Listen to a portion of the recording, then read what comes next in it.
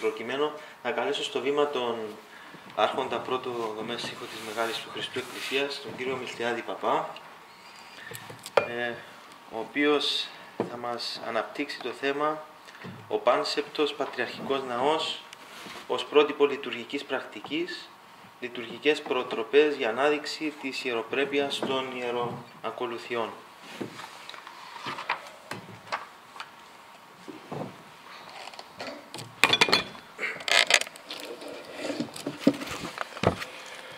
Ευχαριστώ κύριε Λεύκη.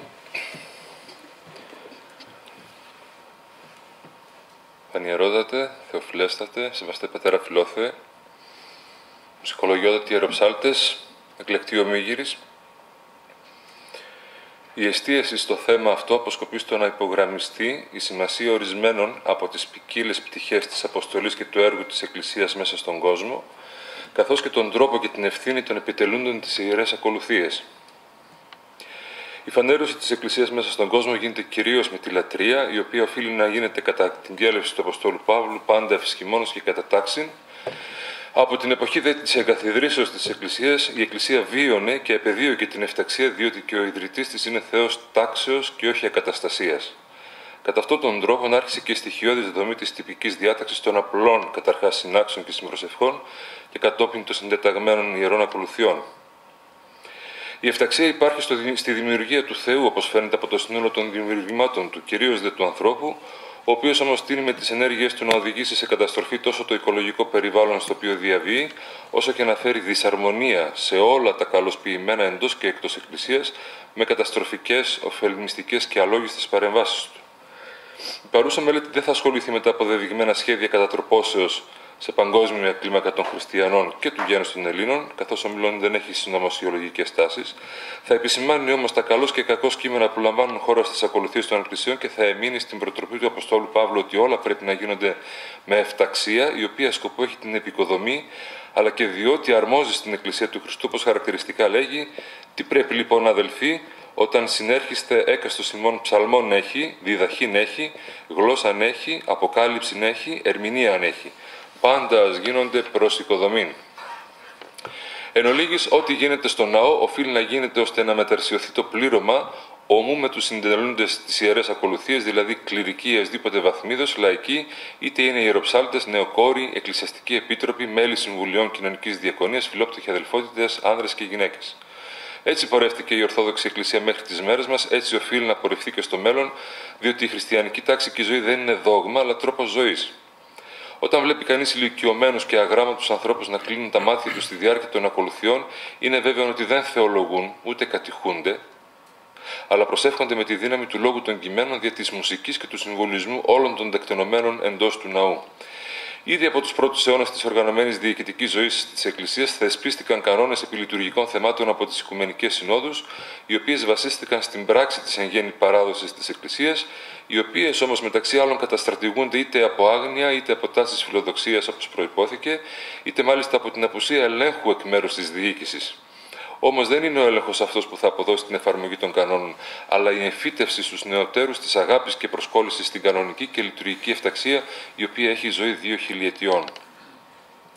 Σήμερα, στην εποχή της ελευθεριότητας των ηθών, όπως πορεύεται το βασικότερο κύτταρο κάθε οικογένειας και βασίζει την εύρυθμη λειτουργία της στις παραδόσεις των πατέρων της, κατά τον ίδιο τρόπο οφείλει και η Εκκλησία να πορευτεί το πνευματικό δηλαδή κύτταρο των Ορθοδόξων, προκειμένου να μην εκβάλει των δικών της παραδόσεων, προκειμένου να συνεχίσει να ελκύει και όχι να αποθεί το πλήρωμά της, το οποίο λόγω του δυτικότροπου κυρίως τρόπου ζωής που μας έχει επιβληθεί αγνοεί πολλά περί αυτής. Ένας από τους βασικότερους παράγοντες της εύρυθμης λειτουργίας των ακολουθιών είναι και η μουσική, η οποία όμως αυτή καθεαυτή ως τέχνη έχει ξεχωριστή ισχύ και σημασία. Ο δάσκαλος του μεγάλου φιλοσόφου Σοκράτη Δάμων, κάνοντας λόγο για τη δύναμη της μουσικής, αναφέρει ότι αυτή οφείλεται στο γεγονός ότι η μουσική αντιπροσωπεύει κινήσεις της ψυχής. Ανάλογα με το είδος της, μπορεί να έχει διτή επίδραση. Αφενός μπορεί να επενεργήσει στο ήθος των ανθρώπων, χαμηλαγωγώντας πάθη και επιθυμίες και αποκτώντας έτσι μεγάλη παιδευτική αξία. Αφετέρου, μπορεί να επιδράσει στο άλογο μέρος της ψυχής, όταν αυτό υφίσταται διαταραχές, να λειτουργήσει δηλαδή θεραπευτικά με χρήση κυρίως ομοιοπαθητικών μεθόδων. Σύμφωνα με τον Πλάτωνα, η μουσική είναι για το πνεύμα ό,τι η γυμναστική για το σώμα και η ισόρροπη ανάπτυξη των δύο αποτελεί θεμελιώδες μέσω διάπλασης των νέων που πρόκειται να γίνουν πολίτες. Δεν μένει όμως εκεί, συνεχίζει παραπέρα λέγοντας: «Η αρμονία, έχοντας συγγενείς κινήσεις προς τις ψυχικές καταστάσεις, δεν θεωρείται από τον άνθρωπο που τη χρησιμοποιεί με σύνεση ότι έχει ως στόχο την άλογη ειδονή, όπως συμβαίνει σήμερα. Αντίθετα, η αρμονία μας δόθηκε ως σύμμαχος ενάντια στη μη αρμονική φορά της ψυχής που ενυπάρχει εντός μας, έτσι ώστε να την οδηγεί σε τάξη και συμφωνία με τον ίδιο τον εαυτό της. Και ο ρυθμός πάλι για τον ίδιο σκοπό μας δόθηκε, δηλαδή για να παλέψουμε την τάση που υπάρχει μέσα μας για απουσία μέτρου και έλλειψη χάρης». Τέλος, ο μεγάλος Αριστοτέλης λέει χαρακτηριστικά ότι ορισμένα ιερά άσματα εξάπτουν το συναίσθημα και γύρουν ψυχικά πάθη όπως ο έλεος, ο φόβος, ο ενθουσιασμός. Σε όσους είναι επιρρεπείς στα πάθη αυτά, επέρχεται στην ψυχή μέσω της μουσικής των ιερών μελών όμως θεραπεία και κάθαρση. Δηλαδή, από αρχαιοτά των χρόνων η μουσική θεωρεί το θείο δώρο και εργαλείο για ψυχική κάθαρση, το ίδιο με το σημερινό ιερό μέλος, του οποίου η δύναμη είναι άγνωστη και εμπολής παραμελημένη. Η δε ιερή μουσική από την αρχαιότητα είναι η μόνη η οποία μπορεί να αναβιβάσει τον άνθρωπο από τα γήινα σε άλλο φάσμα συναισθημάτων και ψυχικής ανάτασης, ώστε αποχωρώντας εκ του ναού να έχει βιώσει την ψυχική του λύτρωση. Προκειμένου να επιτευχθούν όλα τα παραπάνω, απαιτείται εκτός της μουσικής μια περιραίουσα ατμόσφαιρα, η οποία θα συμβάλλει στον προαναφερθέντα σκοπό.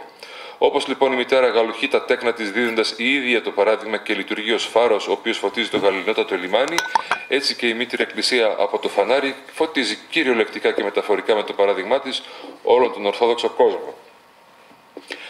Ο κάθε χριστιανός που εκκλησιάστηκε στην έδρα της Μεγάλης Εκκλησίας στον πάνσεπτο πατριαρχικό ναό του Αγίου Γεωργίου στο φανάρι της Κωνσταντινούπολης έχει ιδίαν αντίληψη δια του λόγου του αληθές.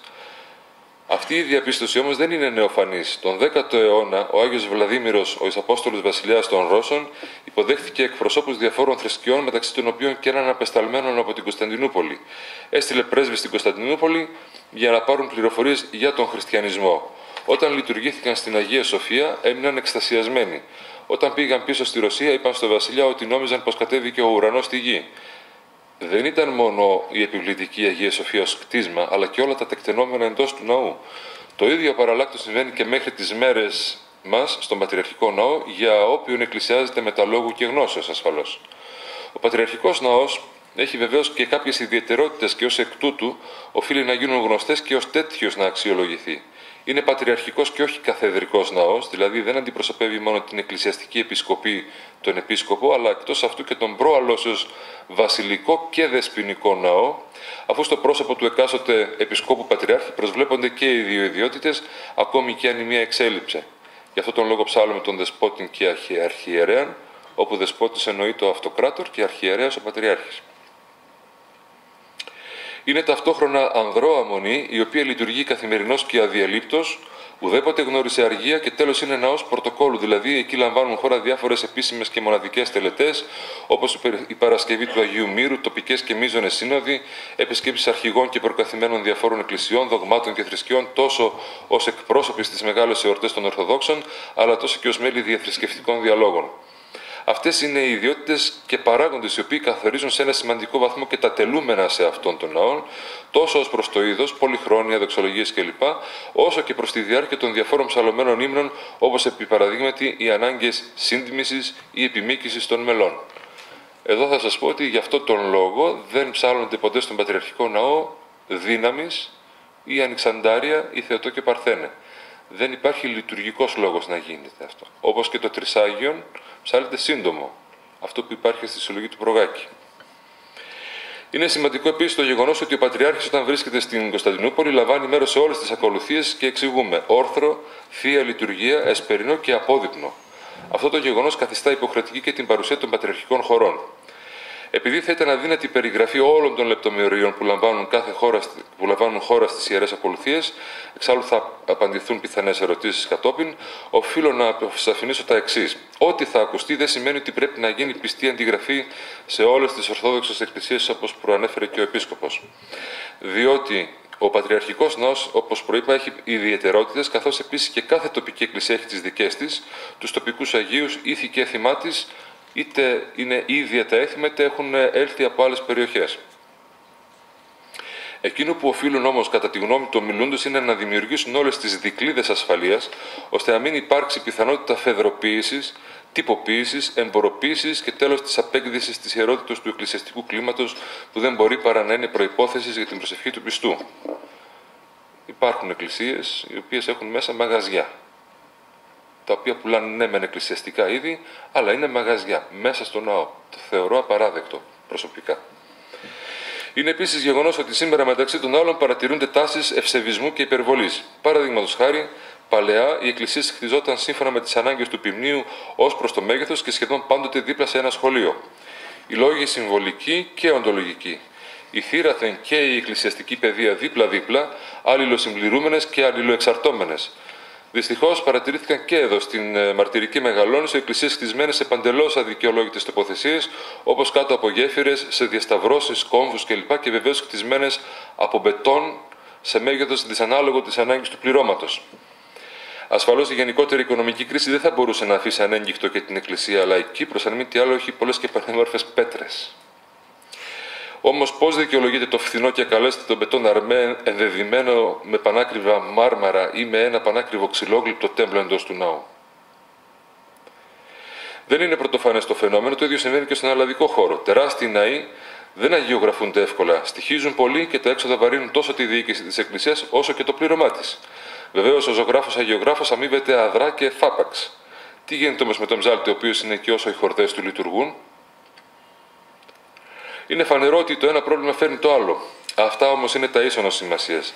Τι γίνεται όταν εισάγεται σε ένα ναό ένας ύμνος υποχρεωτικό το τρόπο, επειδή κάποιος άλλος τον άκουσε στο Άγιον Όρος από έναν μοναχό? Η Θεοτόκος είναι πάντοτε προστάτης όλων μας, όμως με το υπεραγία Θεοτόκιος όσον ημάς η πρέσβευε υπερημών, ακουγόμενο παράλληλα με την αίτηση του ιερέου ή του διακόνου, θα μας αγαπήσει περισσότερο, ή εμείς δι' αυτού του τρόπου δείχνουμε ότι την αγαπούμε περισσότερο? Τέτοια πολλά παραδείγματα ευσεβισμού δεν απέχουν πολύ από το να μετατρέψουν το ιερό σε μη ιερό, διότι η ευσέβεια του κόσμου δεν θα εγείρει ερωτήματα για ποιον λόγο θεσπίστηκε σε παλιό χωριό καινούριο έθιμο, αλλά αντίθετα γίνεται έξι και η αποβολή της αυτή τη φορά δημιουργεί θέματα εκ του μειόντος. Οι πατέρες δια των οικουμενικών και άλλων συνόδων, αλλά κυρίως επειδή είχαν αντιληφθεί λόγω βαθιάς παιδείας την αξία, σημασία αλλά και τη δύναμη της ιεράς μουσικής, θέσπισαν κανόνες ώστε να διαφυλαχθεί αλόβητος. Ας μην ξεχάσουμε ότι οι διάφορες αιρέσεις, ο νεστοριανισμός, ο αριανισμός, χρησιμοποίησαν τους τότε ορθόδοξους ύμνους, ακριβώς την ίδια μελωδία, μετέτρεψαν τα λόγια για να προσελκύσουν κόσμο και προσήλυτησαν αρκετό κόσμο. Και αναγκάστηκε η Εκκλησία να αλλάξει πλέον αυτούς τους ύμνους για να μην προσομοιάζονται με τους αιρετικούς. Η λειτουργική πράξη όμως είναι εκείνη η οποία αποτελείται από ένα σύνολο άγραφων κανόνων, ώστε σαν ένα προφορικό τυπικό διαμορφώνει την απαραίτητη και κατάλληλη λειτουργική ατμόσφαιρα, η οποία κατά βάση εντιαπλότητη της μυσταγωγεί τους πιστούς. Βεβαίως πρέπει να σημειωθεί ότι το πλήρωμα της Κωνσταντινούπολη Εκκλησίας διέπεται από πλήρη λειτουργική γνώση, αφού από μικρή ηλικία όλοι μειούνταν στη λειτουργική ζωή της Εκκλησίας. Εξηγούμε.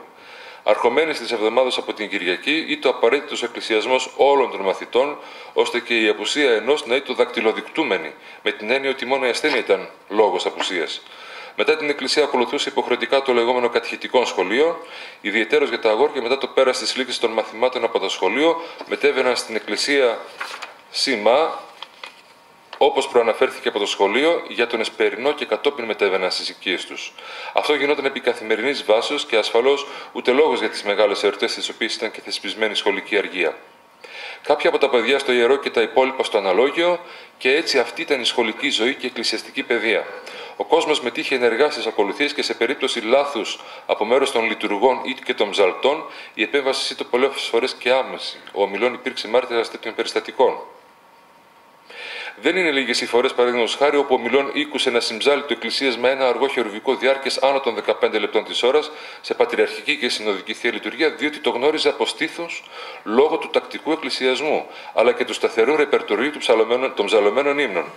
Τα λεγόμενα λόγου χάριν λειτουργικά, αν και υφίστανται σε διαφόρους οίκους και μελωδίες δύο είδη εκατοεντατηρίδων, εντούτοις η Εκκλησία μερίμνησε και όρισε να ψάλλονται τα της παραδόσεως, δηλαδή σε εμελία απαγγελία, όσο δε για το άξιον εστί ένα και μοναδικό, το οποίο μάλιστα επανομάστηκε της χαράς λόγω του ότι ψαλόταν και στους γάμους, λόγω του πανηγυρικού του χαρακτήρος του. Πριν επισέλθω σε λεπτομέρειες, θα ήθελα σε αυτό το σημείο να συνοψίσω λέγοντας πως η με πλήρη συνείδηση συμμετοχή του λαού στον εκκλησιασμό είναι θεμελιώδης αρχή. Η γνώση πάντοτε λειτουργεί υπέρ όλων. Επομένως, πρέπει να σταθεί και να ενσκύψει η Εκκλησία ιδιαιτέρως σε αυτό το θέμα. Οι ευεργεσίες πολλές. Το πιο σημαντικό όμως είναι η δημιουργία δικλείδων ασφαλείας τόσο για τους ιερουργούντας και ψάλλοντας, όσο και για το ίδιο το εκκλησίασμα, όπου όλοι θα γνωρίζουν τα ψαλισσόμενα μέλη και πέραν αυτών οτιδήποτε άλλο θα είναι ξένον άκουσμα και κατά των αριστόξενων έξω θεταίων της καλής και ταύτης ιεράς μουσικής. Για όλους τους παραπάνω λόγους οφείλουμε καταρχάς να υπακούμε στο τυπικό της Μεγάλης Εκκλησίας ως γενικούς κανόνες και όχι ως τοπικούς, επειδή ο Πατριαρχικός Ναός είναι πρότυπο ψαλμοδίας για τους ψάλτες και αντίστοιχα λειτουργικής για τους ιερείς και το τυπικό αυτό διαμορφώθηκε ανά τους αιώνας χωρίς να επεμβαίνει ουδής μη δήμων και εκτός επιτροπής Θείας Λατρείας και τυπικού καθιονδήποτε τρόπο. Και σε αυτό υπάρχουν εξαιρέσεις. Θα σας πω ότι τουλάχιστον από τα χειρόγραφα, τουλάχιστον 300 χρόνια, την ώρα της Θείας Μετάληψης ψαλότανε του δείπνου του μυστικού ημερονηθέα χήμα. Στην προ-2 ετών περίπου υπήρξε ένας συνοδικός Μητροπολίτης εξ Ελλάδος, ξένος δηλαδή του πατριαρχικού κλίματος, ο οποίος έπεισε την Σύνοδο ότι δεν πρέπει να ψάλεται αυτό, ότι είναι άτοπον και πρέπει να συνεχίζεται το κοινωνικό να ψάλεται εκ δευτέρου και εκ τρίτου. Και επειδή πολλές φορές το Πατριαρχείο λόγω των μεγάλων ακολουθιών μπορεί να περάσει και ημίωρο κατά τη Θεία Μετάληψη και πρέπει να τελειώσει η Θεία Μετάληψη για να συνεχίσει η ακολουθία, δεν συνεχίζεται όπως γίνεται στον ελλαδικό χώρο, λέγεται και 3 φορές το κοινωνικό, δηλαδή 45 λεπτά κοινωνικό. Αλλά επίστη η Σύνοδος. Γι' αυτό λέγω για εξαιρέσεις. Κάθε παρέκβαση από το τυπικό αποτελεί παράβαση σοβαρή και ενέχει κινδύνους, των οποίων η πορεία δημιουργεί στο άμεσο μέλλον αλυσιδωτά προβλήματα. Ως εκ τούτου, οφείλει κάθε τοπική εκκλησία να καταστήσει υπεύθυνο έναν επιφέροντα το καθήκον του εκκλησιάρχη, δηλαδή αυτού ο οποίος θα είναι υπεύθυνος για την τήρηση του τυπικού. Προηγείται ασφαλώς η βαθιά γνώση του τυπικού σε συνδυασμό με προσωπικότητα μιλίχια, αλλά και ενσυνείδητα αυστηρή.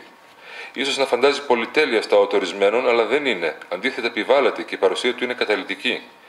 Την απουσία του εκκλησιάρχη την αναπληρεί ο πρωτοψάλτης του ναού, με την έννοια ότι επειδή οι ιερείς γενικώς μετακινούνται πιο εύκολα από τους ψάλτες, είτε προάγονται, είτε μετατίθενται, οι ψάλτες παραμένουν στο ναό και είναι εκείνοι οι οποίοι θα δείξουν στο νέο ιερέα του ναού το τυπικό. Αυτό δηλώνει προφανώς την ανομοιομορφία που υπάρχει εδώ και αρκετά χρόνια από ναό εις ναό, ακριβώς διότι ο καθής πράττει κατά πώς φρονεί, θέλει και δύναται. 2-3 περιστατικά είναι αρκετά προς απόδειξη των ανωτέρων. Επί πρωτοψαλτείας Κωνσταντίνου Πρωτοψάλτου, στα μέσα του 19ου αιώνα, και αυτά είναι παρμένα από τον Άγγελο Βουδούρη,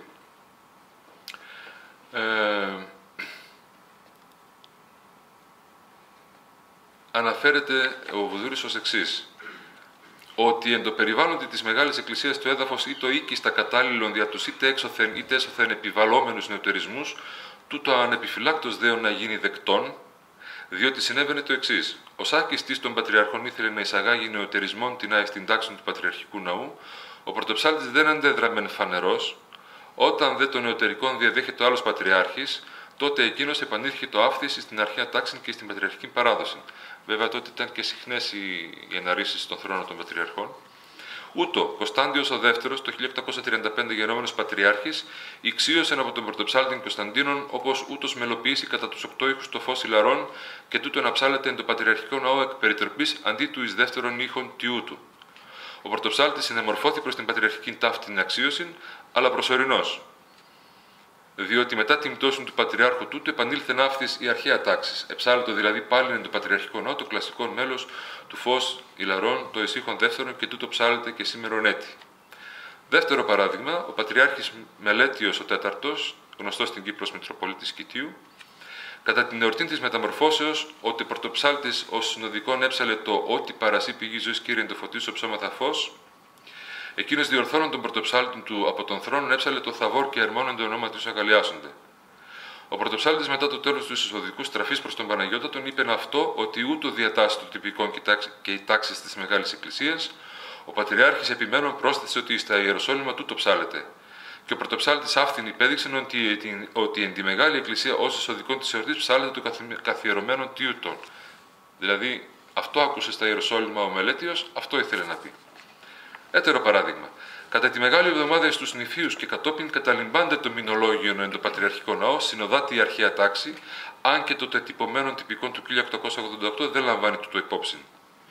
Βασίλειος ο Τρίτος ο Απονικέας το πρώτον έτος της πατριαρχίας αυτού, την Μεγάλη Τρίτην εις τους νηφίους απίτησε να αναγνωστεί παραληφθέν όπως πάντοτε το μηνολόγιον, αλλά ο πρωτοψάλτης υπέδειξε αυτό ότι τούτο ισχύει εν το ναό της Μεγάλης Εκκλησίας και διότι είναι εντελώς άτοπον να μνημονεύεται πρώτον ο δούλος, ο Άγιος της ημέρας, και ήταν να έπεται ο Κύριος και ο Δεσπότης, ο Πατριάρχης επίστη και δεν επέμενε περισσότερο. Πολλά παρόμοια παραδείγματα, ακόμη και επιμερών του ομιλούντος, αλλά διευνόητους λόγους δεν μπορούν να αναφερθούν. Ένα γεγονός το οποίο ήκουσε ο ομιλών, ιδίως είναι από τον ύπρωτοψάλτη της Μεγάλης Εκκλησίας, είναι το εξής. Ο από μερικής Αθηναγόρας Οικουμενικός Πατριάρχης θέλησε να μεταφέρει τα στασίδια των ψαλτών πίσω στους τοίχους του βορείου και νοτιού κλήτους αντίστοιχα, προκειμένου να σχηματιστούν πολύφωνες χοροδίες κατά τα πρότυπα της Αμερικής. Πρωτοψάλτης ο Κωνσταντίνος Πρίγκος, κοντός στο δέμας, κατά μία χωροστασία σε ναό της Αρχιεπισκοπής, στον οποίο είχαν ήδη μετατεθεί τα ψαλτικά στασίδια της στα κλήτη, εμποδίζονται από μίαν κολόναν και δεν μπορούσε να δει τον Πατριάρχη, ο οποίος ήταν και ψηλός. Ο Πατριάρχης, άμα τη ευλογία εν το μέσο του Σολέα, θα έπρεπε να ακούει το εις πολλά έτη, εις αργών μέλος, όμως δεν το ήκουσε. Και συνοφριωθής, απευθυνόμενος προς τον πρωτοψάλτη, του είπε: «Λέει και το εις πολλά». Η απάντηση του πρωτοψάλτου ήταν άμεσος: «Δεν σε βλέπω». Αποτέλεσμα ήταν η ανάκληση της αποφάσεως αυτής του Πατριάρχου και η επιστροφή των στασιδίων στην προτέρα τους θέση. Από τα παραπάνω παραδείγματα γίνεται σαφές ότι ουδής ήθελε να προσβάλλει κάποιον άλλον, αλλά να επιβάλλει αυτό που ήξερε από προηγούμενες καταστάσεις ναούς, είτε ως νεωτερισμό και καινοτομία, είτε από άγνοια. Το θέμα είναι ότι αν δεν επέμεναν οι παραπάνω ψάλτες, θα είχε ήδη καταστεί έθος ο νεωτερισμός, όπως χαρακτηριστικά αναφέρει η παροιμία σε παλιό χωριό καινούργια έθιμα, και το χειρότερο όλων ότι επετεύχθη η πατριαρχική κελεύση. Και ποιος θα τολμούσε κατόπιν να το αναιρέσει, παρά μόνον ένας ειδήμων του τυπικού. Φανατικός στηρητής της πατριαρχικής τάξης υπήρξε ο εκκεφαληνίας αρχιμανδρίτης και μέγας εκκλησιάρχης Γεράσιμος, μέχρι και τα μέσα του 20ου αιώνα, ο οποίος στο τέλος κάθε ακολουθίας έκανε τις σχετικές παρατηρήσεις στον νέο τότε Πατριάρχη Αθηναγόρα, αλλά και στους πατριαρχικούς χορούς όταν έπρεπε, κυρίως δε στα μικρά κανοναρχάκια. Εάν λοιπόν θέλουμε μια εκκλησία της οποίας τα αναλόγια να βουίζουν σαν μελίσια, θα πρέπει να αφήσουμε αλλά και να συνδράμουμε στον εκάστοτε πρωτοψάλτη ώστε να οργανώσει τους χορούς κατά πώς αρμόζει. Προϋπόθεση βεβαίως είναι να γνωρίζει ο ψάλτης όλα τα περί τυπικού. Γι' αυτόν τον λόγο θα πρέπει στην επιμόρφωση των ιεροψαλτών να περιλαμβάνεται οπωσδήποτε και η εκμάθηση του τυπικού από ειδικούς γνώστες. Εάν μέχρι σήμερα μπορούμε να ομιλούμε δια πατριαρχικών ύφος και γενικότερα πατριαρχική παράδοση, αυτό οφείλεται στους πρωτοκορυφαίους των πατριαρχικών χωρών. Η πλήρης αφοσίωσή τους στο έργο, η μέχρι φανατισμού αφοσίωσή τους στο υψηλό καθήκον είναι χαρακτηριστικά τους και βεβαίως η θέση τους ήταν αμετάθετος. Οι κληρικοί έρχονται και παρέρχονται δι' της προαγωγής των, ακόμη και οι πατριάρχες, η πατριαρχική όμως χωρή ήταν ασάλευτη στις θέσεις τους άχρη θανάτου. Αυτή οφείλει να είναι και η τάξη για τους πρωτοκορυφαίους των καθεδρικών και μητροπολιτικών ναών, ώστε να έχουν τον χρόνο να διαμορφώσουν τους χορούς και να διαμορφώσουν την προαναφερθήσα κατάσταση. Αλλά για να μην νομίσει κανείς ότι ομιλούμε για ιδεατές και ανεφάρμοστες καταστάσεις, πρέπει να γίνει λόγος και για τον ανθρώπινο παράγοντα, τις συμπάθειες, τις αντιπάθειες και τις μεσητείες τρίτων προσώπων, ώστε να καταληφθούν οι οικίες θέσεις τόσο σε κληρικούς όσο και σε ιεροψάλτες. Υπάρχουν γνωστές περιπτώσεις στον Πατριαρχικό Ναό, όπως προανέφερε και ο Επίσκοπος, όπου διαμεσητείας δυνατοτέρων κατέλαβαν κάποιοι θέσεις χωρίς την τήρηση της καθιστικής τάξεως. Σε αυτήν την περίπτωση, οι έξωθεν εισελθόντες ρημουλκούντο από τους δομεστίχους, οι οποίοι γνώριζαν την τάξη και την φιλούσαν ως κόρνο οφθαλμού. Υπήρξαν μάλιστα περιπτώσεις που η μουσική κατάρτιση των προσώπων αυτών δεν ήταν ιδέουσα, με αποτέλεσμα μετά από λίγο χρονικό διάστημα να αποχωρήσουν οι ίδιοι, διότι ήταν ως ξένο σώμα.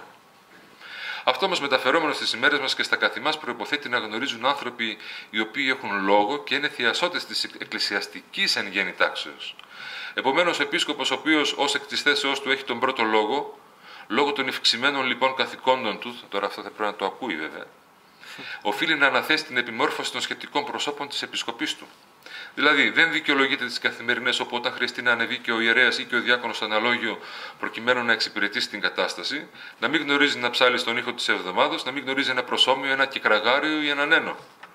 Η εμπειρία έδειξε ότι σχεδόν όλοι οι απόφοιτοι κληρικοί θεολογικών σχολών στο βαθμό του μαθήματος της εκκλησιαστικής μουσικής έχουν άριστα. 10. Πλην όμως δεν αντικατοπτρίζεται ο βαθμός και στο περιεχόμενο. Το ίδιο ισχύει ακόμη και για τους πρακτικούς ιεροψάλτες. Είναι γνωστό ότι πολλοί εξ αυτών, ιδίως στις επαρχίες και στα χωριά, είναι ηλικιωμένοι, σχεδόν αγράμματοι μουσικώς και όχι μόνο. Σήμερα όχι μόνο οι εποχές επιτάσσουν, αλλά κυρίως η γνώση, να εξυψώσουμε τη λειτουργική πραγματικότητα στο ύψος το οποίο οφείλει να βρίσκεται. Αυτή μας δίνει αυτή την τάση να το κάνουμε. Είναι μεγάλο το ευτύχημα και επιτρέψατε μου να σας συγχαρώ εδώ τους αδελφούς Κυπρίους και το όνομα, κυρίως τον Επίσκοπο, στην επιλογή του στο πρόσωπο του μουσικολογιωτάτου του κ. Λεύκιου Δημοσθένου ως πρωτοψάλου του Μητροπολιτικού Ναού Λεμεσού, διότι την χάνει να είναι βαθύς γνώστης, λάτρης και θειασότης της πατριαρχικής παράδοσης και ήδη είναι εις γνώση πανελληνίως το έργο του. Είμαι πεπισμένος ότι σύντομα θα αποδώσει καρπούς, ως αν τη σημερινή συνάθρηση, των οποίων τις γεύσεις θα εφραίνονται όλοι οι εκκλησιαζόμενοι των ημέτερων Μητροπολιτικών Ναών και ο οποίος βαίνει εις τύπων της Μεγάλης Εκκλησίας. Επανερχόμενοι στον Πατριαρχικό Ναό, οφείλουμε να τονίσουμε ότι ο πρωτοψάλτης ήταν ο διδάσκαλος όχι μόνο των αρχαρίων, αλλά και όλων των ιεροψαλτών της Αρχιεπισκοπής. 72 ναοί, με τουλάχιστον 4 πρόσωπα έκαστος αυτών, σημαίνει ότι η διδασκαλία ήταν ένα μεγάλο κομμάτι της ζωής των.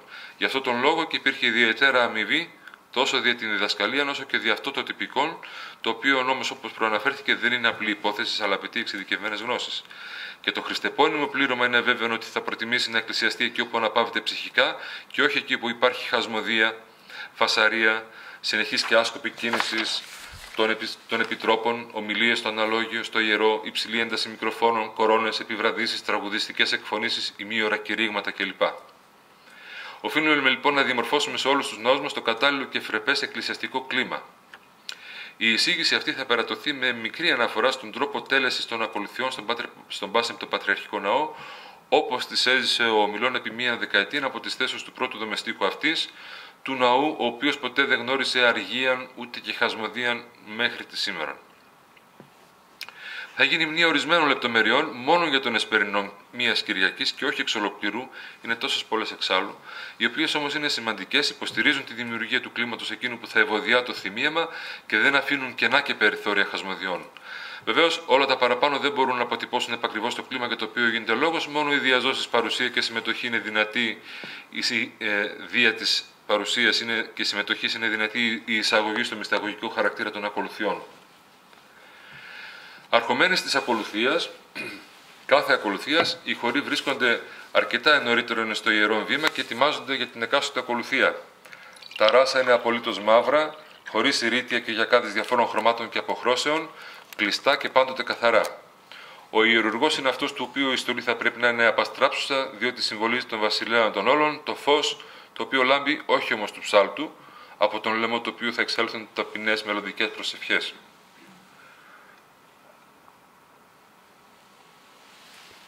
Καταρχάς, στους εσπερινούς των Σαββάτων η χωρή είναι πλήρης. Η έξοδος των ψαλτών γίνεται αντιστρόφως του βαθμού τον οποίον φέρουν. Συγχρόνως, οι αντίστοιχοι από κάθε χορό και μόλις ανεβούν στο αναλόγιο, στρεφόμενοι προς το ιερόν, κάνουν 3 φορές το σημείο του σταυρού και πιούν σχήμα. Χαιρετώνται δηλαδή επισήμως. Πρωτίστως οι κανονάρχοι, οι βοηθοί, έπειτα οι 2 δομέστικοι και τέλος ο λαμπαδάριος με τον πρωτοψάλτη, όλοι οι προαναφερθέντες ημέν από την νότια πύλη του δεξιού χορού, οι δε του αριστερού από την βόρεια. Σημειωτέων ότι οι κανονάρχοι φέρουν το ράσο του λαμπαδαρίου και του πρωτοψάλτου αντίστοιχα και όταν πλησιάσει η ώρα να φωνούν μπροστά στο δάσκαλο καιρός. Το οποίο σημαίνει ότι ήρθε η ώρα να ανεβούν οι κορυφαίοι στις θέσεις τους. Όλοι οι προαναφερθέντες βρίσκονται ένα σκαλί κάτω από τη θέση τους, προκειμένου να ανέβουν αφότου ψαλεί το εις πολλά έτη δέσποτα και αφότου φυσικά να έλθει πρώτος ο Πατριάρχης στο θρόνο. Από αυτή τη στιγμή ουδής μετακινείται και ουδής φυλά το χέρι του Πατριάρχου, δεν ομιλεί κανείς με κανέναν και αν παραστεί η ανάγκη διανοήματος και μόνο αν εκτελείται άπασα εντολή. Οι ιερείς και οι διάκονοι ανεβαίνουν στα ιδιαίτερα δώματα προκειμένου να παραλάβουν τον Πατριάρχη και αντίστοιχα ο Εκκλησιάρχης χτυπά την θύρα και λέγει «Καιρός». Με αυτή την πομπή και εμπλήρηση η οποία εξέρχεται ο Πατριάρχης προηγουμένου του αρχικλητήρος φέροντας την πατηρίτσα του Πατριάρχου, άπαντες φορούν επανοκαλύμαυχο και μόνον και ακολουθούν ο Μέγας Πρωτοσύγγελος και οι 4 διάκονοι κατά τα πρωτεία, αρχιδιάκονος, δευτερεύων, τριτεύων και της σειράς. Στον Άρθικα αναμένει ο πριμικύριος με το διβάμβουλο, ο Πατριάρχης παραδίδει τη ράβδο του στον Κανδυλάπτη, ενδύεται πάντοτε τον μανδύα όταν πρόκειται να ανεβεί στο θρόνο, δια του αρχιδιακόνου και του δευτερεύοντος, ο οποίος κρατά την ουρά του μανδύα. Ο Μέγας Πρωτοσύγγελος λέγει διευχών του Αγίου Δεσπότου και παραδίδει την πατερίτσα στον Πατριάρχη και έτσι η κουστοδία εισέρχεται στο ναό και σταματά στο κέντρο του Σολέα. Διαλόγου συντομίας αντιπαρέρχομαι διάφορες άλλες και σημαντικές λεπτομέρειες και φτάνουμε στην ευλογία. Μόλις ο Πατριάρχης σηκώσει το χέρι του, αργά και κατανοητικά ψάλλεται το εις πολλά έτη και διαρκεί μέχρι να λάβει και ο τελευταίος κληρικός καιρό. Και όταν λέω να λάβει, να μπει μέσα στο ιερό. Δεν θα υπάρξει κενό. Δεν θα τελειώσει ο ψάλτης στο εις πολλά τη δέσποτα και θα περιμένουν να κάνει ακόμα μετάνοια ο κληρικός, να λαμβάνει καιρό, να γυρίσει πίσω, να μπει στο ιερό και να βάλει πετραχύλι, να βάλει ευλογητών. Όχι. Μέχρι να μπει και ο τελευταίος στο ιερό, εκεί. Ο Πατριάρχης, αφού σταυροκοπηθεί τρεις, ευλογεί σταυροειδώς προς το ιερό και προς δυσμάς, κατόπιν δε τον δεξιό και αριστερό χορό, και αυτός είναι ο καιρός που λαμβάνουν οι χοροί. Δεν κατεβαίνουν να φιλήσουν χέρι, ποτέ. Κατόπιν κάνει άλλες 3 φορές το σταυρό του προς το Άγιο Βήμα, ποιεί σχήμα και ανέρχεται στο θρόνο, ασπαζόμενος την εικόνα του Χριστού. Οι ιερείς και διάκονοι κατά τα πρωτεία εισέρχονται στο ιερό, ποτέ εκ της ωραίας πύλης, αλλά εκατέρωθεν αυτής. Έρχονται εμπρός στην Αγία Τράπεζα, ασκεπείς, κάνουν μετάνοιες 3 το σταυρό τους, γυρνά ο ιερεύς ποιεί σχήμα στον Πατριάρχη και ποιεί ευλογητών. Ο Αρχιδιάκονος ανεβαίνει σε ένα σκαλοπάτι του παραθρονίου για να κρατά την πατερίτσα, δια την οποία ποτέ δεν χρησιμοποιείται μαντίλι, για να δίνει το σταυρό ή το ορολόγιο, το οποίο χρησιμοποιεί πάντοτε ο Πατριάρχης. Ασφαλώς και γνωρίζει ο Πατριάρχης να πει το καταξίωσον απ' έξω, το στερεώσε και τον προημιακό, αλλά η τάξη είναι να υπάρχει πάντοτε το βιβλίο, διότι οι άνθρωποι είμεθα και καλύτερα να το αναγνώσουμε από μέσα παρά να κάνουμε λάθος. Στο δόξα πατρί του προημιακού, ο πρώτος διάκονος της ημέρας, ντυμένος με το διακονικό στιχάρι και το ωράριο, χωρίς επιμάνικα, διότι αυτά φορώνται μόνο στον εσπερινό της Αναστάσεως και στην ακολουθία του Επιταφείου τη Μεγάλη Παρασκευή και σε όλες φυσικά τις θείες λειτουργίες, με καλυμάφκι και χωρίς δικηροτρίκυρα, διότι αυτά δεν τα χρησιμοποιούν στις χωροστασίες παρά μόνο στις λειτουργίες. Αφού εξέλθει από την βόρεια πύλη μπροστά στην ωραία πύλη, ποιεί σχήμα στον Πατριάρχη, ακόμη και αν δεν χωροστατεί ο ίδιος, σε κενό θρόνο δηλαδή, στην εικόνα του Χριστού, για τον οερό παριστάμενο αρχιερέα και αρχίζει τα ειρηνικά, απλά και καθαρά σε ύφος απαγγελτικό, το δεξί του χέρι που κρατάει το ωράριο ψηλά, το τονίζω ψηλά, όχι κάτω να κρέμεται, στο ύψος του ώμου του και είναι στραμμένος πλαγίως, ώστε να βλέπει την εικόνα του Χριστού στο τέμπλο και να μην έχει τα νότα τελείως στον Πατριάρχη. Στο υπέρ του Αρχιεπισκόπου ποτέ δεν λέγεται του πατρός ημών ή Πατριάρχου, δεν είναι φυσικός μας πατέρας, του Αρχιεπισκόπου ημών Αθανασίου, ούτε του πατρός και Πατριάρχου και Επισκόπου και Κοροεπισκόπου. Στρέφεται ο διάκονος και ο Μέγας Αρχιμανδρίτης από το ιερό προς το θρόνο και κάνουν σχήμα, ενώ ο Πατριάρχης τους ευλογεί με το χέρι του, ο δε πρωτοψάλτης λέγει χήμα Κύριε Ελέησον, και όχι εις πολλά τη δέσποτα, αν και δεν είναι η σειρά του. Δηλαδή το Κύριε Ελέησον ήταν να υποθεί από το λαμπαδάριο. Λέει αυτό το εκτός σειράς Κύριε Ελέησον και συνεχίζει μετά. Το ίδιο συμβαίνει και σε περίπτωση συνοδικής χωροστασίας στο υπέρ των Αγίων Αρχιερέων. Στο αντιλαβούς όσων μας ψάλεται το Κύριε Ελέησον. Της Παναγίας Αχράντου, ο διάκονος στρέφεται προς την εικόνα της Παναγίας στο τέμπλο, κάνει το σταυρό του με το ωράριο και στο εαυτούς και αλλήλους επανέρχεται στη θέση του. Στον Πατριαρχικό Ναό δεν ψάλεται η Υπεραγία Θεοτόκια. Σαν σήμερα, που θα γίνει ο Εσπερινός Κυριακής Τελώνου και Φαρισαίου, την ώρα όπου ο διάκονος λέγει της Παναγίας Αχράντου, έχουν τοποθετηθεί τα βιβλία τα τριώδια. Το ένα κάτω από την εικόνα, πάνω στην εικόνα μάλλον του Χριστού και το άλλο στην εικόνα της Παναγίας. Κατεβαίνουν ο πρωτοψάλτης και ο λαμπαδάριος, κάνουν 3 μετάνοιες, παίρνουν το βιβλίο, ασπάζονται την εικόνα, μετάνοιες, σχήμα στο ιερό, σχήμα μεταξύ τους και κατέρωθεν πηγαίνουν στα αναλόγια και έτσι εισαγόμεθα στο τριώδιο. Την ώρα λοιπόν που ο διάκονος λέγει της Παναγίας Αχράντου, 2 κανενάρχες, ένας από το δεξιό και ένας από τον αριστερό χορό, έρχονται στο μέσον του ναού, στο Σολέα, απέναντι στο θρόνο που παραμένει ο πριμικύριος με το διβάμβουλο και στέκονται δίπλα του, δεξιά του αυτός που θα πει το κέλευσον και αριστερά του ο άλλος και κάνουν σχήμα στον Πατριάρχη. Μετά το «Ότι πρέπει η πάσα δόξα», αμέσως λέγεται το κέλευσον. Ο Πατριάρχης τότε ευλογεί τον πρωτοψάλτη, ο οποίος κάνει σχήμα και αρχίζει το κεκραγάριον. Ανάβουν κλιμακωτά κατά το μέτρο που ψάλεται. Κύριε, η μία σειρά του πολυελαίου, μετά η δεύτερη σειρά, η τρίτη σειρά. Ανάβουν λοιπόν κλιμακωτά οι πολυέλαιοι, οι κανονάρχες παραμένουν ακίνητοι στις ίδιες θέσεις μέχρι να επαναλάβει ο πρωτοψάλτης στο κεκραγάριο το δεύτερον «Κύριε κέκραξα» και τότε κάνουν μετάνοια και επανέρχονται χωρίς να φιλήσουν το χέρι του Πατριάρχη στα αναλογιά τους, αφού κάνουν σχήμα μπροστά στην ωραία πύλη και οι δύο μαζί. Στη συνέχεια κάνει σχήμα και ο πριμικύριος και αναχωρεί με το διβάμβουλο από τη βόρεια πλευρά και παραμένει στη θέση του δίπλα στην εικόνα της φανερωμένης. Τα ψαλόμενα αποδίδονται όλα από στήθους, απ' έξω. Συνεχίζουν να ψάλουν τα εσπέρια σε 10 στίχους όπως ορίζει το τυπικό, ένας κανονάρχης σε κάθε αναλόγιο κανοναρχής στραμμένος προς τον ψάλτη με το βιβλίο στο χέρι και υποκλίνεται στο τέλος κάθε ύμνου. Οι άλλοι συμψάλουν, ισοκρατούν και παίρνουν καταλήξεις. Στο κατευθυνθήτο βγαίνουν από την νότια πύλη ο πρώτος διάκονος και από την βόρεια ο δεύτερος με τα όμοια θυμιατά στο χέρι, φορούν καλυμάφχη και έχουν στο αριστερό χέρι το ωράριο. Στραμμένοι προς τον Πατριάρχη υψώνουν τα θυμιατά στο ίδιο ύψος και οι δύο ακριβώς στο ως θυμίαμα του κατευθυνθήτου και λένε το ευλόγησαν δέσποτα το θυμίαμα. Ο Πατριάρχης τους ευλογεί, τον θυμιάζουν 3 φορές και έπειτα μπροστά στην ωραία πύλη σταματούν, έχοντας ο δεύτερος διάκονος δεξιά του τον πρώτο. Πρώτα θυμιάζουν τις ιερές εικόνες του τέμπλου συγχρόνως, δηλαδή την ώρα που είναι το θυμιατό επάνω, δεν είναι του άλλου κάτω, προσέχουν να θυμιάζουν ταυτόχρονα. Ο πρώτος στον Χριστό, ο δεύτερος στην Παναγία, ο πρώτος στον Άγιο Ιωάννη, ο δεύτερος στον Άγιο Γεώργιο από 3 φορές. Έπειτα κάνουν σχήμα μεταξύ τους, στρέφονται προς τη Δύση και θυμιάζουν 3 φορές για τον Παντοκράτορα επάνω. Σε κάθε τρίτη φορά κάνουν σχήμα. Στη συνέχεια έρχονται στο μέσον απέναντι του θρόνου και θυμιάζουν 9 φορές τον Πατριάρχη, κάνοντας σχήμα σε κάθε τρίτη φορά. Μετά ο πρώτος διάκονος θυμιάζει τον Μέγα Αρχιδιάκονο που στέκεται δίπλα και απέναντι στον Πατριάρχη στο σκαλί κάτω από το παραθρόνιο 2 φορές, τον δεξιό χορό από 1 φορά και τον καθένα, ενώ ο δεύτερος διάκονος θυμιάζει τον αριστερό χορό. Σημειωτέων ότι ο θυμιασμός γίνεται ταυτόχρονα και με ρυθμό σύμφωνα με τα ψαλόμενα μέλη.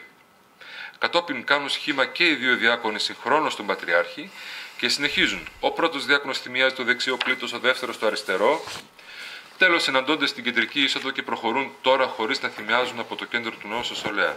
Θυμιάζουν και πάλι τον Πατριάρχη 9 φορές, όπως και πριν, τις ιερές εικόνες του τέμπλου και μπαίνουν στο ιερό ο πρώτος από την νότια και ο δεύτερος από τη βόρεια πύλη.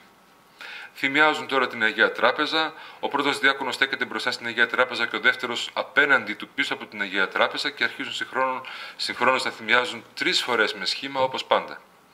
Έπειτα σέρχονται ο πρώτος δεξιά της Αγίας Τραπέζης, ο δεύτερος αριστερά, ο πρώτος τον εσταυρωμένο και ο δεύτερος στην Αγία Πρόθεση από 3 φορές, τους παρευρισκόμενους στο ιερό Αρχιερείς ή και Πατριάρχη από 3 φορές και τους ιερείς και διακόνους τέλος από 2 και τους λαϊκούς από 1 φορά. Στο τέλος, αλληλοθυμιάζονται από 2 φορές και αφήνουν τα θυμιατά τους. Πίσω από τη βόρεια πύλη υπάρχει ένας πίνακας με τα θεοτοκία όλου του ενιαυτού και είναι σημειωμένο το σημείο στο οποίο θα αρχίσει η είσοδος, ώστε ούτε να χρειαστεί να αναμένουν πολύ στο Σολέα, αλλά ούτε και να τελειώσει το κενήν και ακόμη να γίνεται είσοδος. Πρώτου τέλους του κενήν βγαίνουν από τη βόρεια πύλη πρώτα 2 λαμπαδούχοι δίπλα-δίπλα που κρατούν τις λαμπάδες τους, έπειτα οι 2 διάκονοι, έπειτα δίπλα-δίπλα με τα θυμιατά στο χέρι και ακολουθεί ο ιερεύς κατά τα πρεσβεία χειροτονίας, νεότερος και μένει τελευταίος. Όλοι χωρίς καλυμάφκι, γιατί είναι είσοδος και καμία είσοδος δεν γίνεται με καλυμάφκι, όπως καμία εκφώνηση από την ωραία πύλη, εκτός από την απόλυση που κάνει ο ιερέως με παγανοκαλύμαφο, καθώς και όταν θυμιάζει το χειρουργικό. Όταν φτάσουν στο Σολέα, πρώτα οι λαμπαδούχοι στέκονται έναντι του Πατριάρχου, κάνουν σχήμα και πηγαίνουν μπροστά εκατέρωθεν στην ωραία πύλη από τα 2 μέρη ο ένας απέναντι του άλλου. Οι διάκονοι παίρνουν την ευλογία της εισόδου και του θυμιάματος από τον Πατριάρχη και τον θυμιάζουν 3 φορές. Έπειτα μπροστά στην ωραία πύλη θυμιάζουν τις ιερές εικόνες, μόνον ο πρώτος διάκονος παραμένει για να πει το Σοφία ορθή και ο δεύτερος διάκονος έρχεται αντίκριστον στον Πατριάρχη. Ο ιερεύς παίρνει θέση στο μέσον του ναού, στραμμένος προς το ιερό, αφού κάνει σχήμα στον Πατριάρχη προηγουμένως. Εάν δεν υπάρχουν περισσότεροι ιερείς, κάνουν γραμμή απέναντι στο ιερό και έχουν δεξιά τους αυτόν που έχει τα πρεσβεία. Ο πρώτος διάκονος λέγει το Σοφία ορθή, δεν υψώνει το θυμιατό και δεν σταυρώνει με αυτό. Και αμέσως έρχεται και αυτός δίπλα στο δεύτερο διάκονο που τον έχει δεξιά του απέναντι από τον Πατριάρχη. Ο Πατριάρχης ψάλλει το φως ηλαρών και ψάλλεται το αρχαιομάθημα και συμψάλλουν οι κληρικοί και οι χωροί. Στο άξιον σε, οι διάκονοι θυμιάζουν 3 φορές τον Πατριάρχη και μπαίνουν στο ιερό από την ωραία πύλη, θυμιάζοντάς τον. Ακολουθεί ο ιερεύς αφού κάνει σχήμα στον Πατριάρχη, ενώ το θυμιάζουν οι εισερχόμενοι οι διάκονοι. Μετά το φως ηλαρών, ο πρώτος διάκονος λέγει το εσπέρας προκείμενον, το ψάλλουν οι χωροί πάντοτε σε ήχο δεύτερο, όλα τα προκείμενα. Ο αριστερός παίρνει τέλος. Αν υπάρχουν αναγνώσματα, τα διαβάζει ο Πατριάρχης. Οι διάκονοι από την ωραία πύλη εκφωνούν ένα λάξ σε κάθε προφητεία, το Σοφία πρόσχομαι. Για να μην μακρηγορώ, κατά τον ίδιο τρόπο συνεχίζει μέχρι τη λήξη του Εσπέρινου, όπου ο Πατριάρχης με τον ίδιο τρόπο που εισήλθε στον ναό εξέρχεται προς τον Άρθικα, όπου παραδίδει το μανδύα και την πατερίτσα στον Μέγα Εκκλησιάρχη, κάνει και πάλι 3 φορές το σταυρό του προς το ιερό και γυρίζει προς την έξοδο, έχοντας απέναντί του τον Πριμικύριο με το διβάμβουλο που του απαγγέλει χήμα, πολυχρόνιον ποιήσε Κύριος ο Θεός των Παναγιώτατων και Σεβασμιότατων Αυθέντην και Δεσπότην των Οικουμενικών Πατριάρχων Κύριων και αναφέρει το όνομα του Πατριάρχη, φύλατε αυτόν εις πολλά έτη. Αποχωρεί με την ίδια τάξη η πομπή. Όταν φτάσουν στα ιδιαίτερα σκαλιά του Πατριάρχη, αυτός μόνος ο Πατριάρχης ανεβαίνει ψηλά, ενώ όλοι οι άλλοι μένουν κάτω σε παράταξη. Ο Πατριάρχης από το τελευταίο σκαλί του ευλογεί με τα 2 χέρια και απέρχεται εις τα ίδια. Αυτή είναι σε γενικές γραμμές η τάξη των ιερών ακολουθιών, όλων των ακολουθιών, όπου καθής έχει τον υπεύθυνο ρόλο του, είναι ταγμένος και αφοσιωμένος και αυτή ακριβώς η προσήλωση είναι η αιτία του ότι έφτασε μέχρι τις ημέρες μας η ωραιότατη αυτή παράδοση. Θα μπορούσε ίσως να πει κάποιος ότι πρόκειται περί σχολαστικισμού, περί ανούσιων θεμάτων. Δεν γίνεται αλλιώς. Όμως, μία επίσκεψη στο μάσιμο του Πατριαρχικό Ναό θα το μεταπίσει δια του λόγου του αληθές. Επιπλέον, κάθε κίνηση έχει σημειολογική και θεολογική σημασία και παραστά το γίγνεσθε της ανθρώπινης ύπαρξης κάθε στιγμή σε εκείνη την ώρα στο ναό. Επομένως, τίποτε δεν είναι τυχαίο και θα μπορούσαμε να παρουσιάσουμε την κατάσταση κατά την οποία όλοι μας στην παιδική μας ηλικία δεν αντιλαμβανόμασταν τις παρενέσεις και συμβουλές των γονέων μας, όμως πολλά χρόνια αργότερα όλοι αναφωνήσαμε και πολλάκις μάλιστα το πόσο δίκαιο είχαν.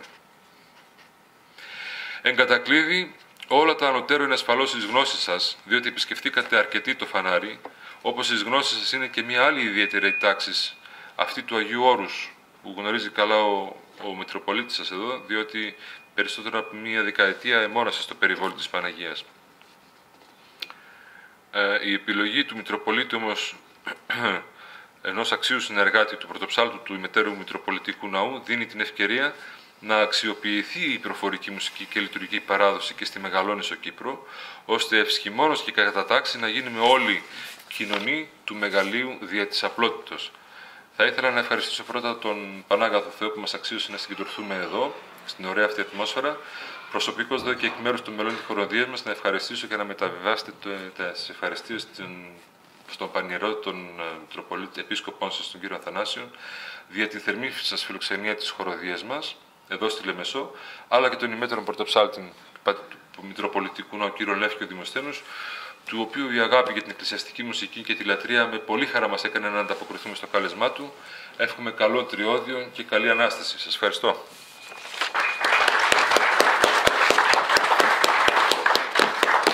Ευχαριστούμε τον Άρχοντα πρώτο δομέστικο της Μεγάλης του Χριστού Εκκλησίας, κύριο Μυστιάδη Παπά, για την τόσο εμπεριστατωμένη εισήγησή του. Καλό θα ήταν φυσικά να υπάρχουν και ιερείς εδώ, να ακούν αυτά τα πράγματα, διότι κυρίως αυτούς αφορούν και θεωρώ ότι από αυτούς πρέπει να ξεκινήσουν οι αλλαγές, οι οποίες είναι επάναγκες να γίνουν. Φυσικά, στο ακροατήριο, από ό,τι βλέπω, μπορεί να είναι λίγοι στον αριθμό, όμως είναι περισσότεροι ιεροψάλτες και εξάπαντος κατηρτισμένοι, οι οποίοι νομίζω έχουν και κάποιες ερωτήσεις να κάνουν. Ήδη βλέπω τον Κυριάκο, ο οποίος κυπριακά να το πω μανικωμένος, ο Παναγιώτης, αλλά και αρκετούς άλλους, οι οποίοι νομίζω ότι με τις ερωτήσεις τους θα βοηθήσουν στο να δημιουργηθεί μια συζήτηση αρκούντος ενδιαφέρουσα. Να ξεκινήσει ο Παναγιώτης. Ένα ανοιχτό το μικρόφωνο σου, Παναγιώτη. Συγχαρητήρια για την εισήγησή σας. Θα ήθελα να σχολιάσετε τη σημασία της τονικότητας στις ακολουθίες. Της τονικότητας. Ήταν εντυπικό ρόλο για την ιεροπρέπεια των ακολουθιών και ποια είναι η πορεία της τονικότητας από το ευλογητός ο Θεός των όρθρων μέχρι το δεύτερο Ευαγγέλιο κυρίως, στο περίπου. Δηλαδή, γιατί σε αυτό το σημείο πρέπει να ανεβούμε και γιατί γίνεται αυτό. Ευχαριστώ. Σε μένα. Ναι. Ευχαριστώ πολύ για την ερώτηση. Είναι πάρα πολύ ωραία ερώτηση. Τι γινόταν στον Πατριαρχικό Ναό? Είπαμε ότι είναι παράδειγμα μίμησης των τέλεσης των ακολουθιών. Δεν σημαίνει και ότι όλοι οι ιερείς του ήταν μουσικοί. Τι γίνεται? Εφόσον ο ψάλτης, ο οποίος είναι μουσικός, πρέπει να φέρει πέρας μια αποστολή και ο ιερεύς δεν είναι, για οποιοδήποτε λόγο, θα πρέπει να συμμορφωθούμε εμείς και θα πρέπει να φανταστούμε από το ευλογητός του όρθρου μέχρι και το διευχόν της Θείας Λειτουργίας την τονικότητα ως μια συνεχόμενη ευθεία γραμμή. Δηλαδή, ο ιερεύς θα πάρει μια εκφώνηση εκεί όπως θα του έρθει. Ευλογητός ο Θεός, εμείς εκεί, πάνω σε εκείνη τη βάση, θα χτίσουμε όλο το οικοδόμημα. Ο ήχος μας, ας πούμε, ότι είναι, ξέρω εγώ, τέταρτος. Θεός Κύριος, στον τόνο που μας δίνει, το δει. Συνεχίζουμε Θεός Κύριος, το απολυτίκιο, το φεδρόν της Αναστάσεως, τα άλλα πολιτίκια ό,τι είναι, δεν αλλάζει το ίσον. Πάμε στα καθίσματα. Αναβλέψασε του τάφου την είσοδον, προχωράμε, κατεπλάγιος ή θα κατεβούμε μία φωνή, διότι είναι παραχρειά του να θα ξανανεβούμε στο άλλο, στο ταχύπρο κατάλαβε. Τα ευλογητάρια, τον και θα τον κάνουμε δι. Δεν θα αλλάξει τονικότητα. Τον κανόνα στον δι, τέταρτος, θαλάσσης, θα κατεβούμε στον βου. Θέλω να πω τι δηλαδή? Ότι με την αλλαγή του ιστονικότητας των τροπαρίων μπορούμε να φέρουμε την έναρξη του τροπαρίου σε εκείνον τον τόνο που είναι ο ιερεύς. Αυτό έχει καταλυτική σημασία για το συναίσθημα του κοινού που εκκλησιάζεται, διότι ηρεμεί. Δεν θα ακούσει κορώνες, δεν θα ακούσει κοκοράκια, δεν θα ακούσει δυνατές φωνές, ανεβοκατεβάσματα συνέχεια, το οποίο όταν αλλάζει η τονικότητα, αλλάζει ο ήχος, φέρνει μια ανησυχία. Ενώ όταν υπάρχει μια σταθερά πορεία, αυτό φέρνει η ψυχική ηρεμία και τον βοηθάει να προσευχηθεί, γιατί αυτό είναι το ζητούμενο μέσα στην ακολουθία. Επομένως δεν αλλάζουμε τονικότητα. Προσπαθούμε κατά το δυνατόν, τώρα βέβαια εάν υπάρχει κάτι το οποίο πρέπει να αλλάξει, θα αλλάξει. Ο ήχος του δοξαστικού, αν είναι άλλο δοξαστικό, αν είναι του Αγίου ή είναι το ευθυνόν άλλο από της Κυριακής του ήχου, θα το αλλάξουμε. Αλλά και εκείνο πώς θα το αλλάξουμε? Όχι όπως να είναι. Είμαστε στον τέταρτο, είμαστε στο βου και το ευθυνόν είναι, ξέρω εγώ, το φανερώνει αυτόν. Θα κατεβούμε στον ι. Είναι το ιστό όρος. Τον δι θα τον κάνουμε πα και θα συνεχίσουμε στο όρος, δόξα πατρί. Παραδείγματος χάρη, σήμερα είναι πλάγιος του πρώτου, ο Εσπερινός, και έχουμε και ιδιόμελα του τριωδίου. Κάποια στιγμή τα αναστάσιμα τελειώνουν στον δι. Εφαρμόζοντας τον βυζαντινό κανόνα σε κάστην τριτονίαν ο αυτός ήχος γίνεται, ο δι θα γίνει πα και θα αρχίσει ο πρώτος ήχος. Θα ακουστεί το μη προσευξόμεθα. Τελείωσε. Αυτό το μη προσευξόμεθα θα είναι πολύ ψηλά για να κατεβαθούμε μία φωνή, να κάνουμε νη το δοξαστικό, το παντοκράτορ Κύριε, άρα θα το ξανακάνουμε δι που ήταν από τον πλάγιο του πρώτου και θα κατεβούμε 4 φωνές και θα κάνουμε νη. Αυτό είναι τεχνικό θέμα, δεν γίνεται αντιληπτό στο ακροατήριο. Το ξέρουμε εμείς οι μουσικοί. Αυτό που περνάει όμως στο ακροατήριο είναι η ηρεμία, ότι είναι μια απλή μετάβαση ήχου χωρίς να φέρει ανησυχία. Ούτε ναι, ούτε νανά, ούτε ναχά και τέτοια. Ήρεμα και ήσυχα. Αυτά. Μία ερώτηση από μένα τώρα. Κατά την ένδυση του αρχιερέως στο Σολέα, ψάλεται εκ των χωρών το άνωθεν η προφήτη, το περίζωσε ή κάνω λάθος? Κάποιοι αρχιερείς θέλουν να καταλυμπάνεται αυτό, διότι δημιουργείται μία χασμωδία και έχουν δίκιο. Διότι οι διακονικές παρακελεύσεις, προτροπές, λέγονται μπορεί να λέγονται σε κλειτόν ύφος, αλλά λέγονται δυνατά. Αυτές αφορούν το εκκλησίασμα ή τον επίσκοπο? Τον επίσκοπο ασφαλώς. Άρα πρέπει να λέγονται αυτές χαμηλόφωνα, βέβαια, και να ακούγεται το άνωθεν η προφήτε. Προφανώς. Προφανώς.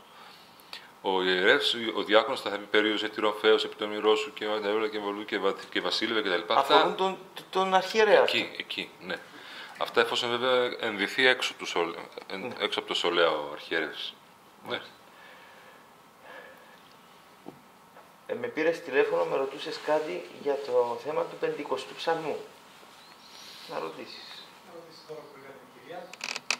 Χαίρομαι που ευχαριστούμε πάρα πολύ την εξήγηση, ήταν πολύ ενδιαφέρουσα. Θα ήθελα να ρωτήσω εν ώψη και του Ιωδίου, ποια είναι η σωστή τάξη αναφορικά με τον 50ο ψαλμό και της Μετανοίας. Επειδή έχω ακούσει πάρα πολλές φορές, κατά μένα λάθος, να ψέλνεται ο 50ος στον πλάγιο του Τετάρου.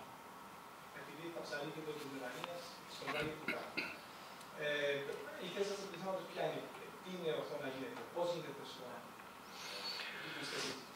Εάν προσέξατε στην εισήγησή μου, είπα ότι κάποιος πατριάρχης έδωσε εντολή στον πρωτοψάλτη του να μελοποιήσει το φως ηλαρών σε 8 ήχους.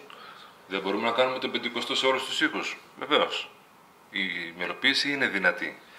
Αλλά τι είπαμε, είναι πιο δύσκολο να παραμείνει σταθερό στην τάξη. Δεύτερος ο Πεντηκοστός πάντα.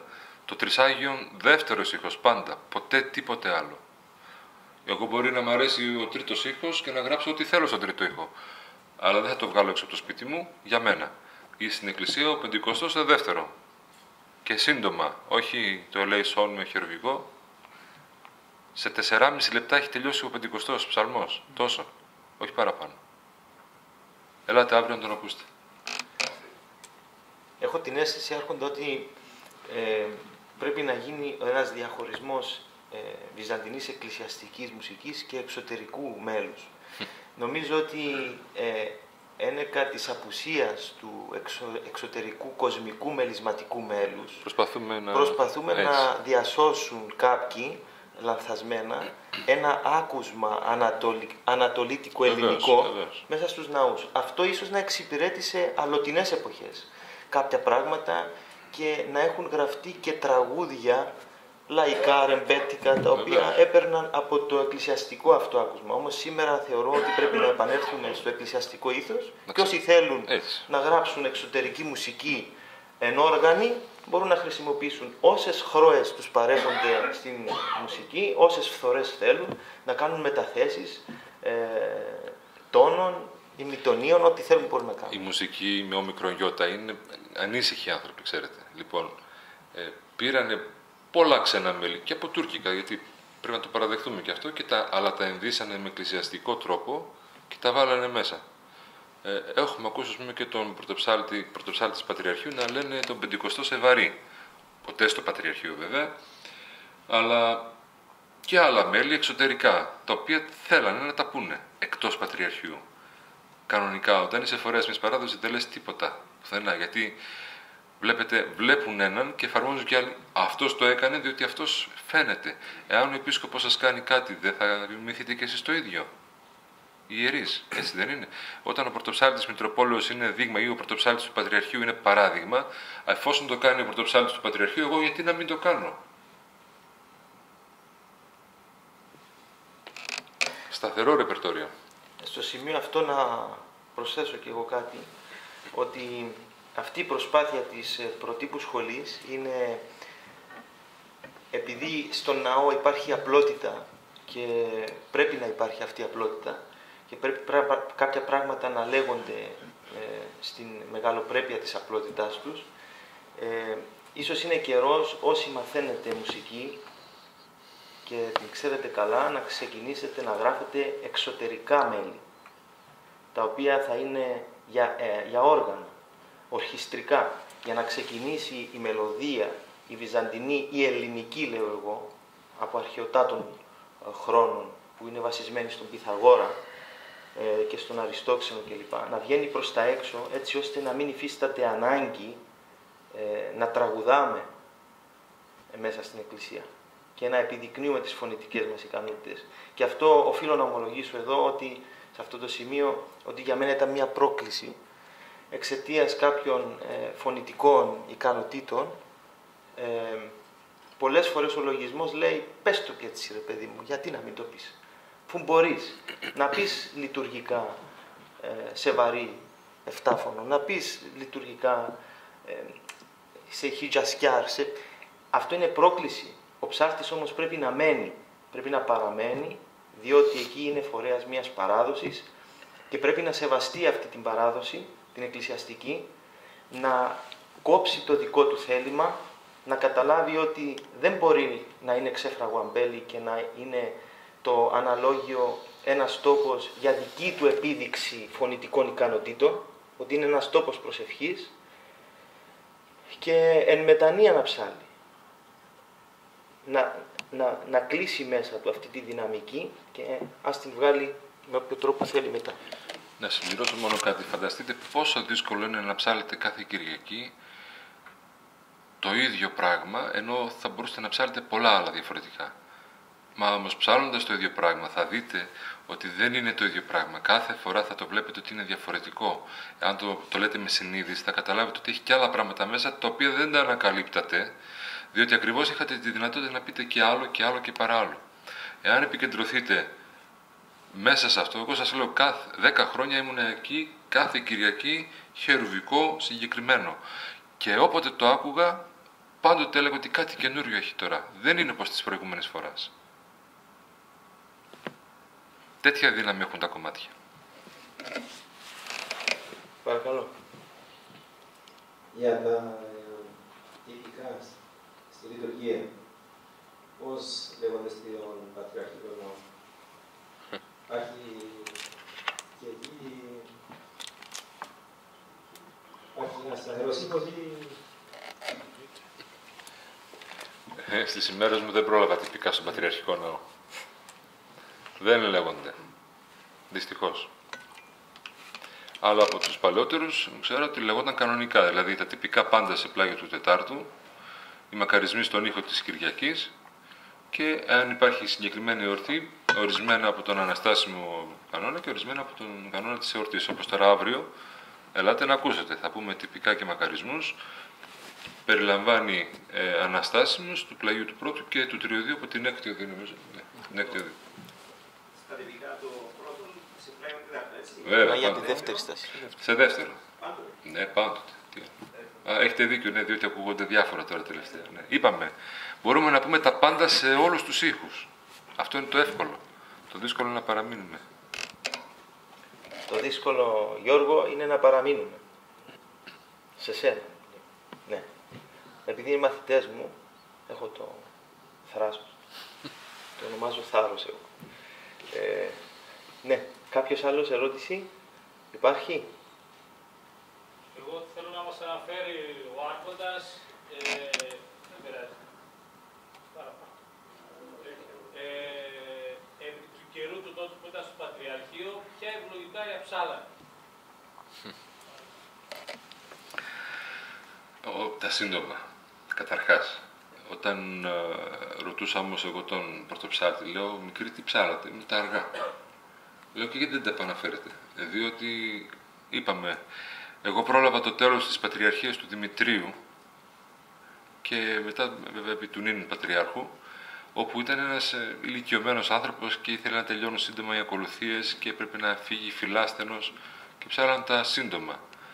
Με την έλευση του Βαρθολομαίου και επειδή δεν υπήρχε, έδειχνε ότι και τώρα δείχνει ότι ο άνθρωπος σέβεται την παράδοση και δεν έχει πρόβλημα χρόνου, τελειώνεται να φεύγουμε. Λοιπόν, βρήκε την ευκαιρία ο πρωτοψάλτης και τα επανέφερε μετά από 50 χρόνια ξανά στον Πατριαρχικό Ναό και εδώ και μία πενταετία ψάλλονται κάθε Κυριακή τα ευλογητάρια τα αργά του Πέτρου, τα κλασικά. Και ψαλόταν σε όλους τους ναούς στην πόλη, όχι μόνο στον Πατριαρχικό, παντού. Διότι αυτό είναι το μέλος των αναστάσιμων ευλογηταρίων. Αν τα πούμε σύντομα, δεν έχουν διαφορά από τα νεκρόσιμα. Ποτέ δεν γράφηκαν σύντομα αναστάσιμα ευλογητάρια. Δεν υπάρχει στην παράδοση μας, στη γραπτή παράδοση. Υπάρχουν μόνο τα νεκρόσιμα γραπτά. Εγώ έχω δει χειρόγραφο του Γρηγορίου με τα νεκρόσιμα ευλογητάρια, αλλά με τα αναστάσιμα δεν υπάρχουν. Πιο πριν είχε γράψει και ο Μπαλάσιος ο ιερεύς, είχε γράψει και ο Αντώνιος ο νομοφύλαξ. Αναστάσιμα, αλλά όλα ήταν αργά. Άρα ποτέ δεν είχαμε σύντομα ευλογητάρια. Αυτό είναι του 20ου αιώνα εφεύρεσης. Ο Μιχάλης. Ακόμα κάτι ήθελα να μου πείτε για τους μακαρισμούς. Αν συνεχίζει να μπει στα αναστάσια μόνο με την αρχή του τρίτης οδής και έκτης οδής. Είναι λάθος, ας πούμε, μόνο τα αναστάσια. Εάν δεν υπάρχει εορταζόμενος Άγιος ή εορτή δεσποτική θεομητηρική, δεν θα πεις τίποτα, θα πεις μόνο τα αναστάσιμα. Έστω και αν υπάρχει, λέω, είναι λάθος, ας πούμε, να συνεχίσει τα αναστάσια. Γιατί να τα συνεχίσει τα αναστάσιμα, εφόσον υπάρχει εορτή? Γιατί? Υπάρχει λόγος? Τότε. Τώρα αύριο είναι τριώδιο. Λέει να πούμε και 4 του τριωδίου. Με ρωτάς δηλαδή αν κακό είναι να μην τα πούμε. Κακό κάνει να πέμβω εγώ τώρα σε αυτό λίγο κάτι, ίσως υποψιαζόμενο στο ξεκίνημα της ερώτησης. Εάν κάθε Κυριακή, επειδή κάθε μέρα έχει κανόνα ο Άγιος, τον οποίο την Κυριακή θα τον ψάλεις. Αν κάθε Κυριακή Εσύ θες να ψάλεις τυπικά και τα ψέλνεις και καλά κάνεις. Στους μακαρισμούς αλλάζεις και βάζεις του Αγίου, τότε δεν θα ψάλεις ποτέ τα 4 δεύτερα. Αν δηλαδή λες να τα ψάλω, άρα θα τηρούμε το τυπικό σε αυτή τη φάση. Δηλαδή θα ψάλουμε τα αναστάσιμα. Όταν ο Άγιος δεν είναι εορτάσιμος, δεν χρειάζεται ούτε απολυτή και ο κανόνας μπαίνει, αλλά μέχρι εκεί. Ούτε στους ένους να μεταφέρουμε, ξέρω εγώ, του Εσπερινού κτλ. Γιατί έτσι δεν θα μπει και τα αναστάσιμα των ένων ποτέ. Άρα με αυτό το σκεπτικό θα ψάλεις αρκετές φορές μέσα στη χρονιά τους ήχους και όλα και τους μακαρισμούς, όλα και τα 8 θα το ευχαριστηθείς δηλαδή. Όταν θα είναι γιορτή εορταζόμενος, θα βάλεις τον κανόνα του Αγίου. Και αν ψάλουν κανόνα μέχρι και την έκτη οδή, γιατί αυτά είναι από την έκτη οδή. Ναι. Μπορεί να ψάλεις πρώτη και τρίτη και να μην ακουστούν ποτέ δηλαδή. Και πρέπει να είμαστε φιδωλοί όταν αφαιρούμε αναστάσιμους ύμνους τα Σάββατα και τις Κυριακές. Εάν ήταν, φυσικά αυτό ίσως αποτελεί προσωπική μου άποψη, αν ήταν από το χέρι μου Σάββατα και Κυριακές, πολύ σπάνια θα έλεγα ύμνους εορταζόμενου Αγίου. Θα έλεγα πάντα ως αναστάσιμους. Δεν λέγονται πάντα. Ναι. Μόνο σε επιφανείς Αγίους. Και συγκεκριμένους. Αν εορτάζει ο ναός, παραδείγματος. 10 αναστάσιμα. 10 αναστάσιμα. Ευχαριστώ. Καλύφθηκες? Κοντά δεν ακούμε.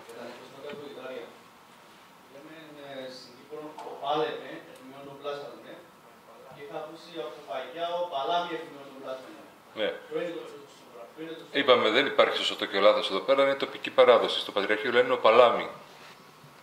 Ο Παλάμι εκμειών ο πλάσασμε. Εδώ λέτε ο Πάλεμεν. Τι έκανε.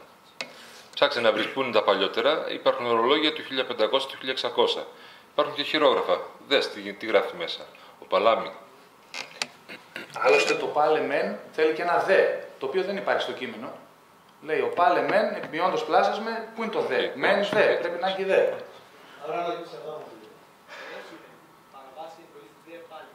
Δεν είναι, εκείνο το δε δεν αναφέρεται εκεί. Δεν αναφέρεται.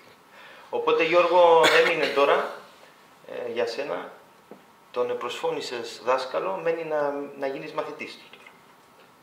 Είναι δάσκαλος, αλλά πρέπει εσύ να είσαι μαθητής του. Αυτό μένει. Υπήρξε ένα φεγγάρι. Ένα φεγγάρι. Πανσέτικος ήταν.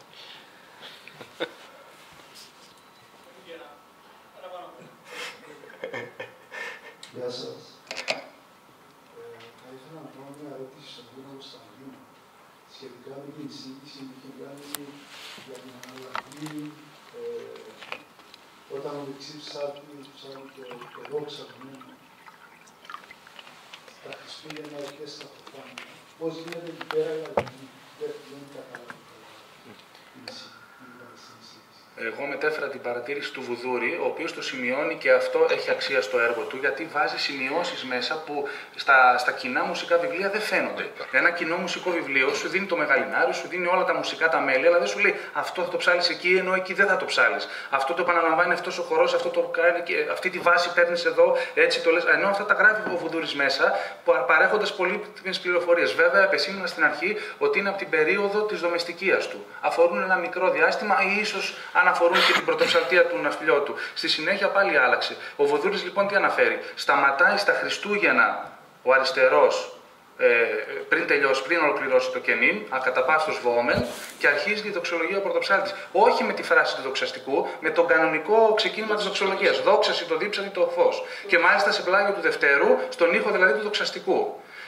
Στα Θεοφάνεια, επειδή είναι διαφορετικός ο στίχος, δεν θέλανε να αλλάξουν. Θέλανε η δοξολογία να αρχίσει με τον κανονικό στίχο, οπότε ολοκλήρωνε το κενήν ο αριστερός και ξεκινούσε ο πρωτοψάλτης τη δοξολογία, δόξαση το δείξε το φως, όπως είναι κανονικά. Υπάρχει και σχετική ηχογράφηση με πριν Κωνσταντίτσα. Ναι. Που τελειώνει όλο το κενήν ο Στανίτσας και ο άλλος αρχίζει δόξαση. Τώρα στις νεότερες ηχογραφήσεις ακούμε αυτό που ξέρουμε και απ' έξω. Μέρα του Χριστουγέννου πέφτει Κυριακή. Φέρει την τέταρτος. Εκεί το δόξα του το δείξε φως θα ψαλεί στον ήχο το αναστάσιμο της εβδομάδας ή στον ήχο του δοξαστικού. Αν πέσει η δεσποτική εορτή, καταλυμπάνουν τα αναστάσιμα υπέρ της εορτής. Οπότε θα ψάλεις κανόνες, τα πάντα, το απολυτικό της εορτής, σαν να ήταν καθημερινή. Άρα θα ψάλεις τον ήχο που θα έψαλες κάθε Χριστούγεννα. Δοξαστικού. Άσχετα αν πέφτει Κυριακή. Βεβαίως. Τώρα μια ερώτηση από μέρους μου. Πάλι. Ο Λαμπαδάριος στον Πατριαρχικό Ναό και ο Πρωτοψάλτης πότε κατέρχονται των στασιδιών τους, πότε κατεβαίνουν, σε ποια σημεία, διότι έχουμε εδώ ψάλτες. Κάποιοι έρχονται, βλέπουν και εμένα κατεβαίνω, παραδείγματος χάρη στην Τιμιωτέρα. Το βλέπουν λίγο εξωγήινο. Να πούμε ότι είναι σύνηθις πρακτική στον Πατριαρχικό Ναό. Τα σημεία. Το βλέπουν εξωγήινο διότι θεωρούν το ψαλτικό στασίδι μια προέκταση των άλλων στασιδίων του ναού. Δεν είναι. Δεν είναι. Είναι κάτι ιδιαίτερο το αναλογείο. Δεν ανεβαίνει ποιος να είναι πάνω. Έχω ψάλει στο χωριό μου να ανεβώ να ψάλω και εδώ πέρα. Πού πας? Όπου πηγαίνουμε να πηγαίνουμε με τα λόγου γνώσεως. Όχι. Εάν ανεβαίνουμε με τα λόγου γνώσεως θα ξέρουμε και σε ποιο σημείο θα κατεβούμε. Θα ανεβούμε στο Θεός Κύριος. Επάνω θα ψάλουμε. Θα κατεβούμε στο δόξα των ευλογηταρίων. Πάντα. Την τριαδικότητα την προσκυνούμε. Γι' αυτό και στο δόξα πατρί κάνουμε σταυρό. Δεν κάνουμε στο κενήν. Να κάνουμε σταυρό στο κενήν γιατί είναι κενήν και αή και στους αιώνας. Δεν έχει κάτι με δόξα πατρί και Υιό και Αγίο Πνεύμα. Τη δοξάζουμε. Εκεί κάνουμε σταυρό. Αν είναι Θεοτοκείο υπεραγία Θεοτό και θα κάνουμε σταυρό. Εκεί είναι το πρόσωπο της Παναγίας. Ο λαμπαδάριος πότε κατεβαίνει εκεί? Πού? Στα ευλογητάρια. Όποτε καταρχάς δεν κατεβαίνει ο πρωτοψάλτης αν δεν κατεβεί και ο λαμπαδάριος. Ταυτόχρονα κατεβαίνει. Κάτω ο ένας, κάτω και ο άλλος. Στα ευλογητάρια λοιπόν στο δόξα κάτω μέχρι και το τέλος των ευλογηταρίων κάτω. Μετά συνεχίζουν, ανεβαίνουν πάνω, κατεβαίνουν. Όταν έρχεται ο αρχιερέας μέσα, κατεβαίνουν. Εις πολλά θα ανεβεί, όπως που είπα στην ομιλία, ο Πατριάρχης επάνω και μετά θα ανεβούν στο αναλογιό τους. Αν θέλει να ψάλει κατά βασίλης ο Πατριάρχης, όλοι είναι κάτω.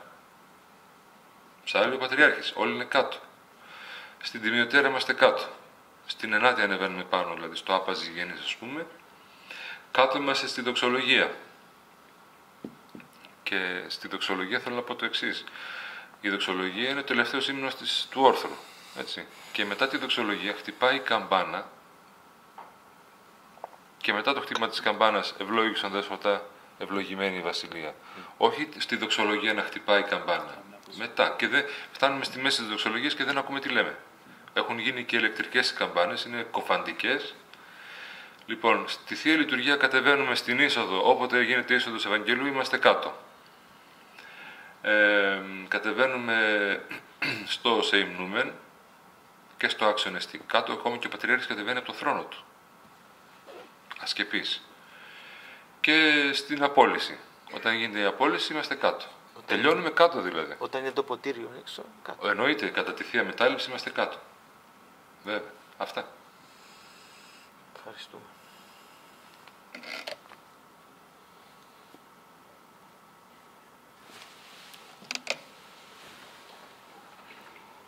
Να πω και ένα περιστατικό προσωπικό.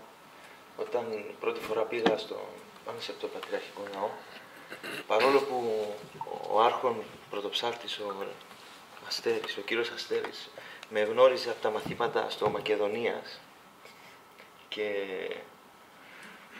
ήρθε η ώρα να ανέβουμε στο αναλόγιο, με βλέπει και μου λέει «Εσύ τι κάνεις εδώ?» Του λέω «Άρχον, δάσκαλε να ανέβω». «Και τι νόμισες ότι είναι το αναλόγιο?» «Κοτέτσι. Όποιος θέλει μπαίνει, όποιος θέλει βγαίνει».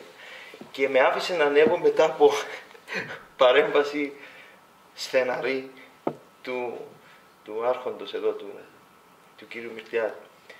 Παρόλο που με γνώριζε και στα μαθήματα και είχαμε και προσωπική επικοινωνία, θέλω να πω ότι στο αναλόγιο δεν ανεβαίνουμε επειδή γνωρίζω τον Λεύκιον, είμαστε φίλοι.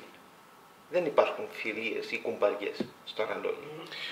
Ήταν Κυριακή της Ορθοδοξίας. Ναι. Κυριακή της Ορθοδοξίας ήταν νομίζω. Η δεύτερη φορά. Ναι, και Κυριακή της Ορθοδοξίας είναι θάνατος για τον ψάλτη. 2 η ώρα τελειώναμε. Και 4 πηγαίναμε για κατανεκτικό εσπερινό. Λοιπόν, εκείνη την ώρα θέλει ο ψάλτης προσοχή, αυτοσυγκέντρωση και δεν θέλει κανέναν ή δυνατόν και αυτούς που είναι αναγκασμένος να ανέχεται είτε παράφωνος, ντομεστίχους, Σοκράτες και παιδιά να τους διώξει όλους, αν μπορούσε να τους έδιωχνε. Είναι πολύ δύσκολη η ακολουθία, βαριά ακολουθία, γι' αυτό δεν θέλει όποιον να είναι και ό,τι να είναι. Και μπορεί να είναι και καλό παιδί ο Λεύκιος, αλλά δεν έχουμε συμψάλει μαζί. Δεν ξέρει τα χνότα του, τα χούγια του. Έτσι. Καλώς έκανε. Για οποιονδήποτε, όχι για τον... Εννοεί που με ανέβασε μετά. Βεβαίως. Κάποια άλλη ερώτηση? Ελπίζω να κάνετε μια άλλη ερώτηση, διότι μετά πρέπει να προχωρήσω στη δική μου εισήγηση, την οποία θα την πω εκ του προχείρου.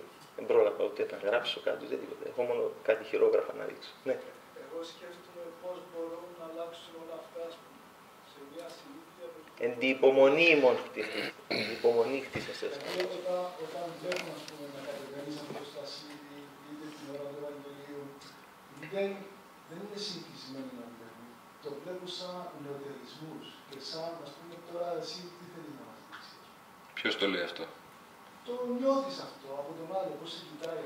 Εάν εσύ νιώθεις ότι ξέρεις ότι κάνεις αυτό που είναι σωστό, δεν θα νιώσεις κανένα τέτοιο χαμόγελο. Ας πάει να χαμογελάσει όποιος θέλει. Ξέρεις τι κάνεις. Και δεν το κάνεις για να δείξεις τι. Κατεβαίνοντας από τον αλόγιο εγωισμό δείχνεις. Ίσα-ίσα σεβασμό δείχνεις. Να προσθέσω Θέλει λίγο τόλμη το πράγμα. Δηλαδή, αυτό που είπα πριν, όταν φέρνει ένας ιερέας μια καινοτομία, πήγα στο Άγιον Όρος και λένε Αγνή Παρθένε Δέσποινα. Άλλος το λέει με το μπουζούκι. Να το βάλουμε, είναι ωραίο. Σε εκείνο δεν θα πει κανείς όχι, γιατί θα το πει ο ιερέας. Ενώ άμα το πει ο ψάλτης, αυτό είναι καινούργιο πράγμα. Όχι. Δεν γίνεται. Αγνή Παρθένε Δέσποινα, τι είναι αυτά? Ένα παράδειγμα έφερα. Δεν είναι δυνατόν. Επειδή, ποιος είπε το Άγιο Όρος έχει το αλάθητο? Πριν είπα ότι και στο Πατριαρχείο γίνονται λάθη. Και σήμερα και γινόταν και θα γίνονται. Αλλά υπάρχει μια σταθερά πεπατημένη που δεν αλλάζει από κανέναν. Δηλαδή, μπορεί να μπει ένας άνθρωπος ο οποίος δεν είναι κατάλληλος, αλλά είναι υποχρεωμένος να κάνει τα ίδια. Βλέπουμε ομολογία του Θρασιβούλου Στανίτσα που λέει 21 χρόνια το ίδιο Αθηνό άκουγα από τον Πρίγκο. Ο Πρίγκος δεν μπορούσε να πει είπε και είπε, έγραψε και έγραψε. Γιατί έλεγε τα ίδια? Γιατί ήταν υποχρεωμένος. Εάν μόνοι μας βάλουμε τα όρια αυτά και πούμε ότι τέρμα, εγώ από εδώ μέχρι εδώ είμαι, έχω αυτά να ψαλώ και να κάνω αυτά τα πράγματα και τίποτα άλλο, ποιος θα σε ειρωνευτεί και για ποιο λόγο? Επειδή φέρνεις το σωστό? Δεν είναι νεωτερισμός. Νεωτερισμός είναι να φοράς το ράσο ανοιχτό, είναι τη γραβάτα εδώ κάτω, το καλοκαίρι, και έχει και ζέστη στην Κύπρο, ξέρω, αλλά παντού έτσι είναι. Αλλά το ράσο πρέπει να είναι κλειστό. Να είμαι σαν παπάδες αξίριστοι, να είμαστε ευπρεπείς. Δηλαδή να έχεις γένεια άμα θες, αλλά να μην είσαι αξίριστος μιας ημέρας, ας πούμε, που φαίνεται ότι είσαι ατιμέλητος. Θυμάται ο Σπύρος μας ανέφερε ο κύριος Μαφίδης ένα παράδειγμα, ο ναυπλιώτης καθόταν στο ιερό και περίμενε να δει τα παιδάκια και αν έβλεπε τα παπούτσια τους αγιάλιστα, τους έδινε ένα κέρμα να πάνε έξω στο λουστραδόρο να βάψουν τα παπούτσια τους για να είναι περιποιημένοι, γιατί φαινόμαστε. Ο ιερέας και ο ψάλτης φαίνονται, πρέπει να είναι παράδειγμα ευπρέπειας. Έτσι δεν είναι? Στην ακολουθία ουσιαστικά ο ψάλτης δεν κάνει τελικές. Ποτέ. Αυτό ήθελα να το πω στο Πατριαρχικό Ναό, ποτέ. Γι' αυτό είχε βέβαια ο Πατριαρχικός Ναός τα στασίδια του Πατριαρχικού Ναού, τα παλαιά, πριν γίνει η ανακαίνιση. Όταν σηκώνονταν όρθιο, είχε ένα πολύ μικρό κάθισμα, το οποίο ήταν πολύ ψηλά και μπορούσες κάπως έτσι λίγο να ξαποστάσεις. Ναι, λίγο να ξαποστάσεις. Δεν φαινόταν ότι καθόσουν, αλλά ήταν έτσι όπως και όταν κάθεσαι, δηλαδή εκτός ακολουθίας, κάτω, εκεί που τελειώνουν τα στασίδια, είχε δύο τάκους για να σου βάλεις τα πόδια πιο ψηλά για την κυκλοφορία του αίματος. Ήταν μελετημένα τα πράγματα, δεν ήταν τυχαία.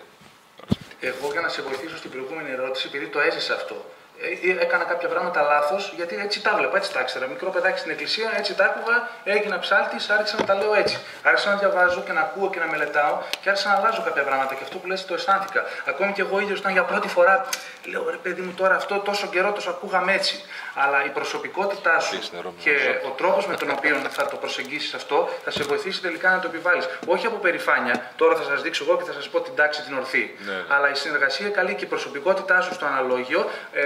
Αυτό θα το επιβάλλουν σιγά σιγά και πίστεψέ με, το έχω ζήσει εγώ. Τελικά τώρα λέω πώς είναι δυνατόν να έλεγα κάτι άλλο. Αναπαύεσαι μετά, όταν ξέρεις ότι αυτή είναι η σωστή τάξη, αναπαύεσαι σε αυτήν και αυτό φαίνεται. Και σιγά σιγά το αποδέχονται και οι γύρω. Με συνεργασία πάντα. Ναι, αλλά θέλει και ο ιερέας, ο ιερέας να καταλάβει και να δει ότι έτσι είναι τα πράγματα και να πει ότι θα κάνουμε αυτό το πράγμα σιγά σιγά. Όλα δεν γίνονται έτσι. Και δεν γίνονται όλα μαζί. Ένα και σιγά σιγά. Και θα είναι αρμονία για όλο τον κόσμο. Και για τον ιερέα και για τον... Υπάρχει κάποια άλλη ερώτηση?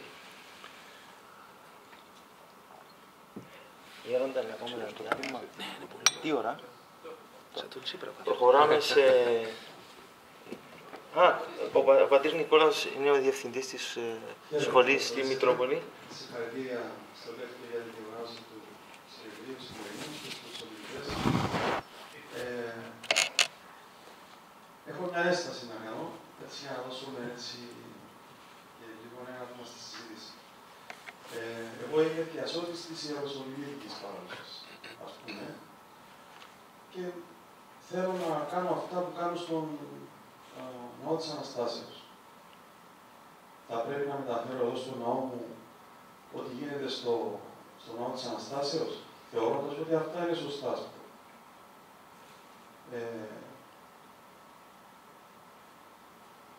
Δηλαδή, τι θέλω να πω. Σε σχέση και με αυτό που είπε ο Μητροπολίτης μας στην αρχή. Εδώ έχουμε μια συγκεκριμένη παράδοση και λειτουργική και ψαλτική, ας πούμε, η οποία δέχτηκε επηρεασμούς και αλληλεπιδράσεις από τις γύρω περιοχές. Και εκτός αυτού έχουμε και μια δική μας τροποντινά παράδοση. Αυτή θα την παραβλέψουμε, ας πούμε, για να εφαρμόσουμε αυτό που εφαρμόζεται σήμερα στο Πατριαρχείο, στο συγκεκριμένο ναό, γιατί θέλω να ρωτήσω, εφαρμόζεται αυτή η τάξη σε όλους τους ναούς της Κωνσταντινούπολης? Μια ερώτηση παρεμφερής.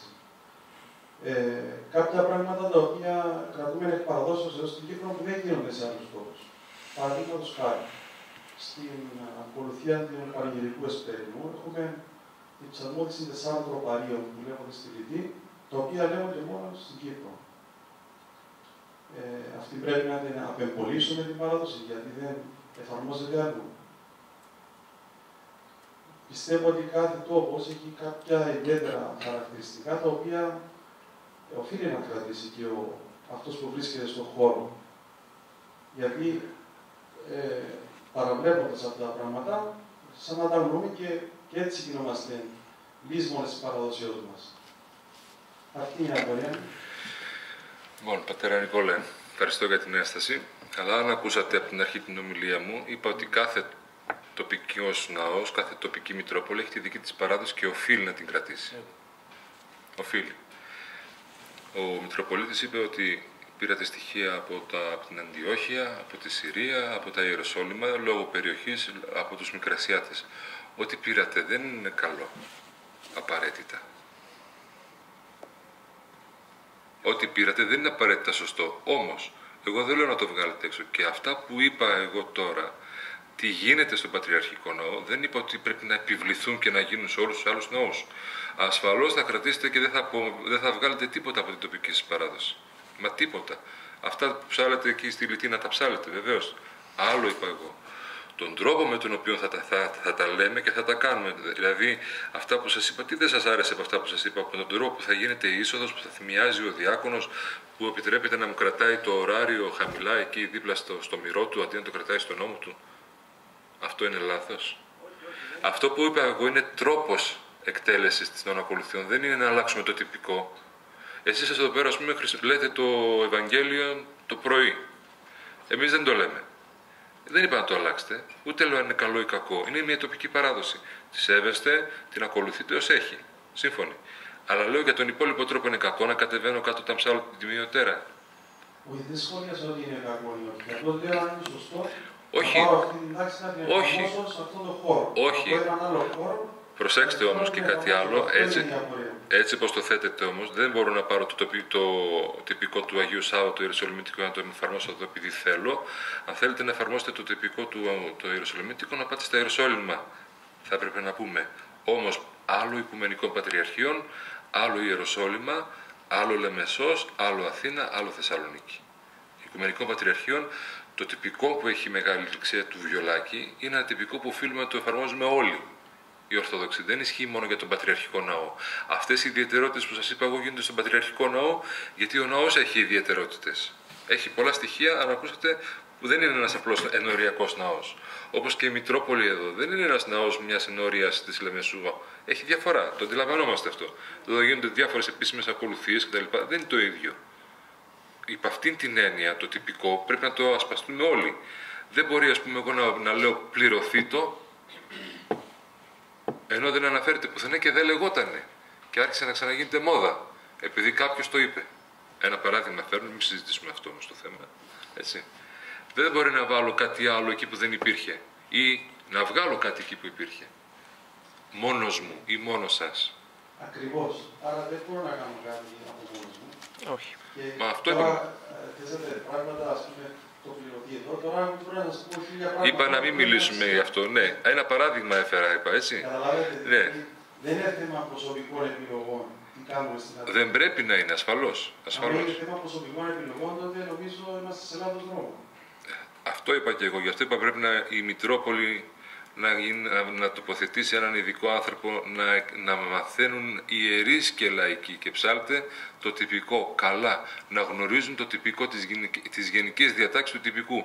Να μην πηγαίνουν το Σάββατο ή την Κυριακή το πρωί να ξεφυλίζουν εκείνη την ώρα να δουν τι έχει, ένους κτλ. Αυτό σημαίνει ότι πηγαίνεις χωρίς να ξέρεις έτσι κι αλλιώς. Επιτρέπεται τώρα να μην ξέρουμε ότι αύριο τριώδιο τι έχει του τελών και φαρισαίου. Ξέρουμε. Ξέρουμε τι έχει στον Εσπέρινο, το ξέρουμε. Είναι αδύνατο να μην τα ξέρουμε. Το ασώτου, τα ξέρουμε όλα. Είναι δυνατόν. Είναι συγκεκριμένα. Οφείλουμε να τα γνωρίζουμε. Αυτή είναι η δουλειά μας, εν πάση περιπτώσει. Ή την αγαπάμε και γνωρίζουμε, ή την κάνουμε για άλλους λόγους. Εμείς που θεωρούμε ότι την αγαπούμε τη δουλειά αυτή, ας το λένε λειτουργηματικό δουλειά, το λέω, την αγαπούμε αυτή τη δουλειά, είμαστε ερωτευμένοι με τη μουσική και την ψαλτική, οφείλουμε να ξέρουμε τα πάντα. Το τυπικό είναι ένας μεγάλος πυλώνας. Είναι δυνατόν Χριστούγεννα να ψάλουμε καταβασίες Πάσχα. Πρέπει να ξέρουμε τι μας γίνεται.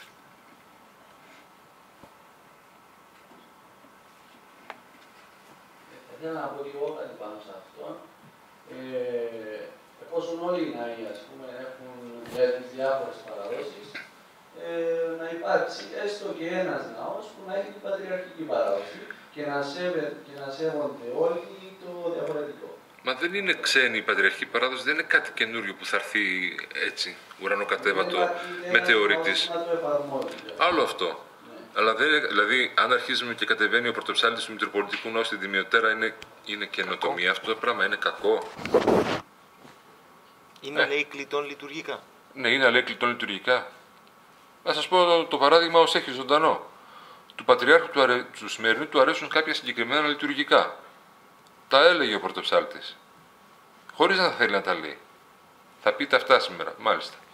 Εδώ άλλος αν τον ανάγκασε να βάλει φως λαρών σε κάθε ήχο. Ναι, έφυγε ο Πατριάρχης, επανήλθε η τάξη. Αν δεν το ήθελε ο πρωτοψάλτης, θα έμενε και σήμερα θα ψάλαμε και σε πλάγιο πρώτο φως λαρών, σε πλάγιο δεύτερο, σε βαρύ, σε. Γι' αυτό σας λέω, είναι το μέτρο της αυτογνωσίας. Τι θέλω να κάνω, θέλω να ψάλω σοβαρά. Γιατί να ψάλω με το ράσο ανοιχτό. Είδατε κάνανε ιερέα με το ράσο ανοιχτό να φαίνεται το πουκάμισο από κάτω. Γιατί να το κάνει ο ψάλτης. Έχει ζέσει το καλοκαίρι, γιατί μόνο εσύ ζεσταίνεσαι. Ο ιερέας φοράει τα διπλά από σένα. Για ποιο λόγο. Τέλος. Θέλει παιδεία η δουλειά. Πατερνικόλε θέλει παιδεία. Να καθίσουμε να μελετήσουμε όλοι. Όλοι. Ιερείς και λαϊκοί. Να κάθισουμε να μελετήσουμε το τυπικό, τις γενικές διατάξεις. Αφήστε αυτά που σας είπα, είναι λεπτομέρειες που γίνονται εκεί για ορισμένους λόγους. Ούτε είπα να τα εφαρμόσουμε πουθενά. Πουθενά. Όχι παντού, πουθενά. Αλλά ορισμένα πράγματα τα οποία πρέπει να γίνονται είναι ένδειξη σεβασμού. Υπήρχε παλιά παράδοση, βγαίνανε οι ψάλτες στον Απόστολο, καπνίζαν τσιγάρο και συνερχόταν και ψάλαν χειρουβικό. Σας λέω κάτι. Παλιά φτύνανε πάνω στα αναλογία. Τους ερχόταν φλέγματα, φτύνανε. Έχω δει σε ναό της πόλης σε μια κολόνα, παρακαλούμε μη πτύεται εις το πάτωμα. Δηλαδή, εξελισσόμεθα. Πρέπει σιγά σιγά να γίνομαστε καλύτεροι, όχι χειρότεροι. Αυτό σημαίνει ότι εγώ, επειδή έχω ψάλει αρκετά εδώ στις εκκλησίες της Κύπρου, είδα από ναό εις ναό, αλλάζει ανάλογα με τον ιερέα. Τι θέλει, ο ιερέας λέει έτσι θέλει. Τι θα πει έτσι θέλει, τι είναι μαγαζί είναι. Να το διευθύνω όπως θέλω εγώ. Δεν διέπεται από κανόνες. Έτυχα, πού ήταν που ψάλαμε και είχε μνημόσυνα. 1000 ονόματα. Και πρέπει να τα μνημονεύσει 3 φορές. Λέω γιατί, υπέρ των προμνημονευθέντων και πώς το πούμε, προαναπαυταίνουν. Γιατί ο κόσμος θέλει να τα ακούσει, λέει 3 φορές, γιατί πληρώνει. Τι πληρώνει, τι είναι αυτά που ακούω. Αυτό είναι τυπικό τώρα. Να μην τρελαθούμε. Θέλει ο ιερέας να είναι καλός με τον κόσμο, τότε διαλέξτε και πάρτε. Γέροντα, να κηρύξω λήξη. Διάλειμμα διευχών του Αγίου Επισκόπου.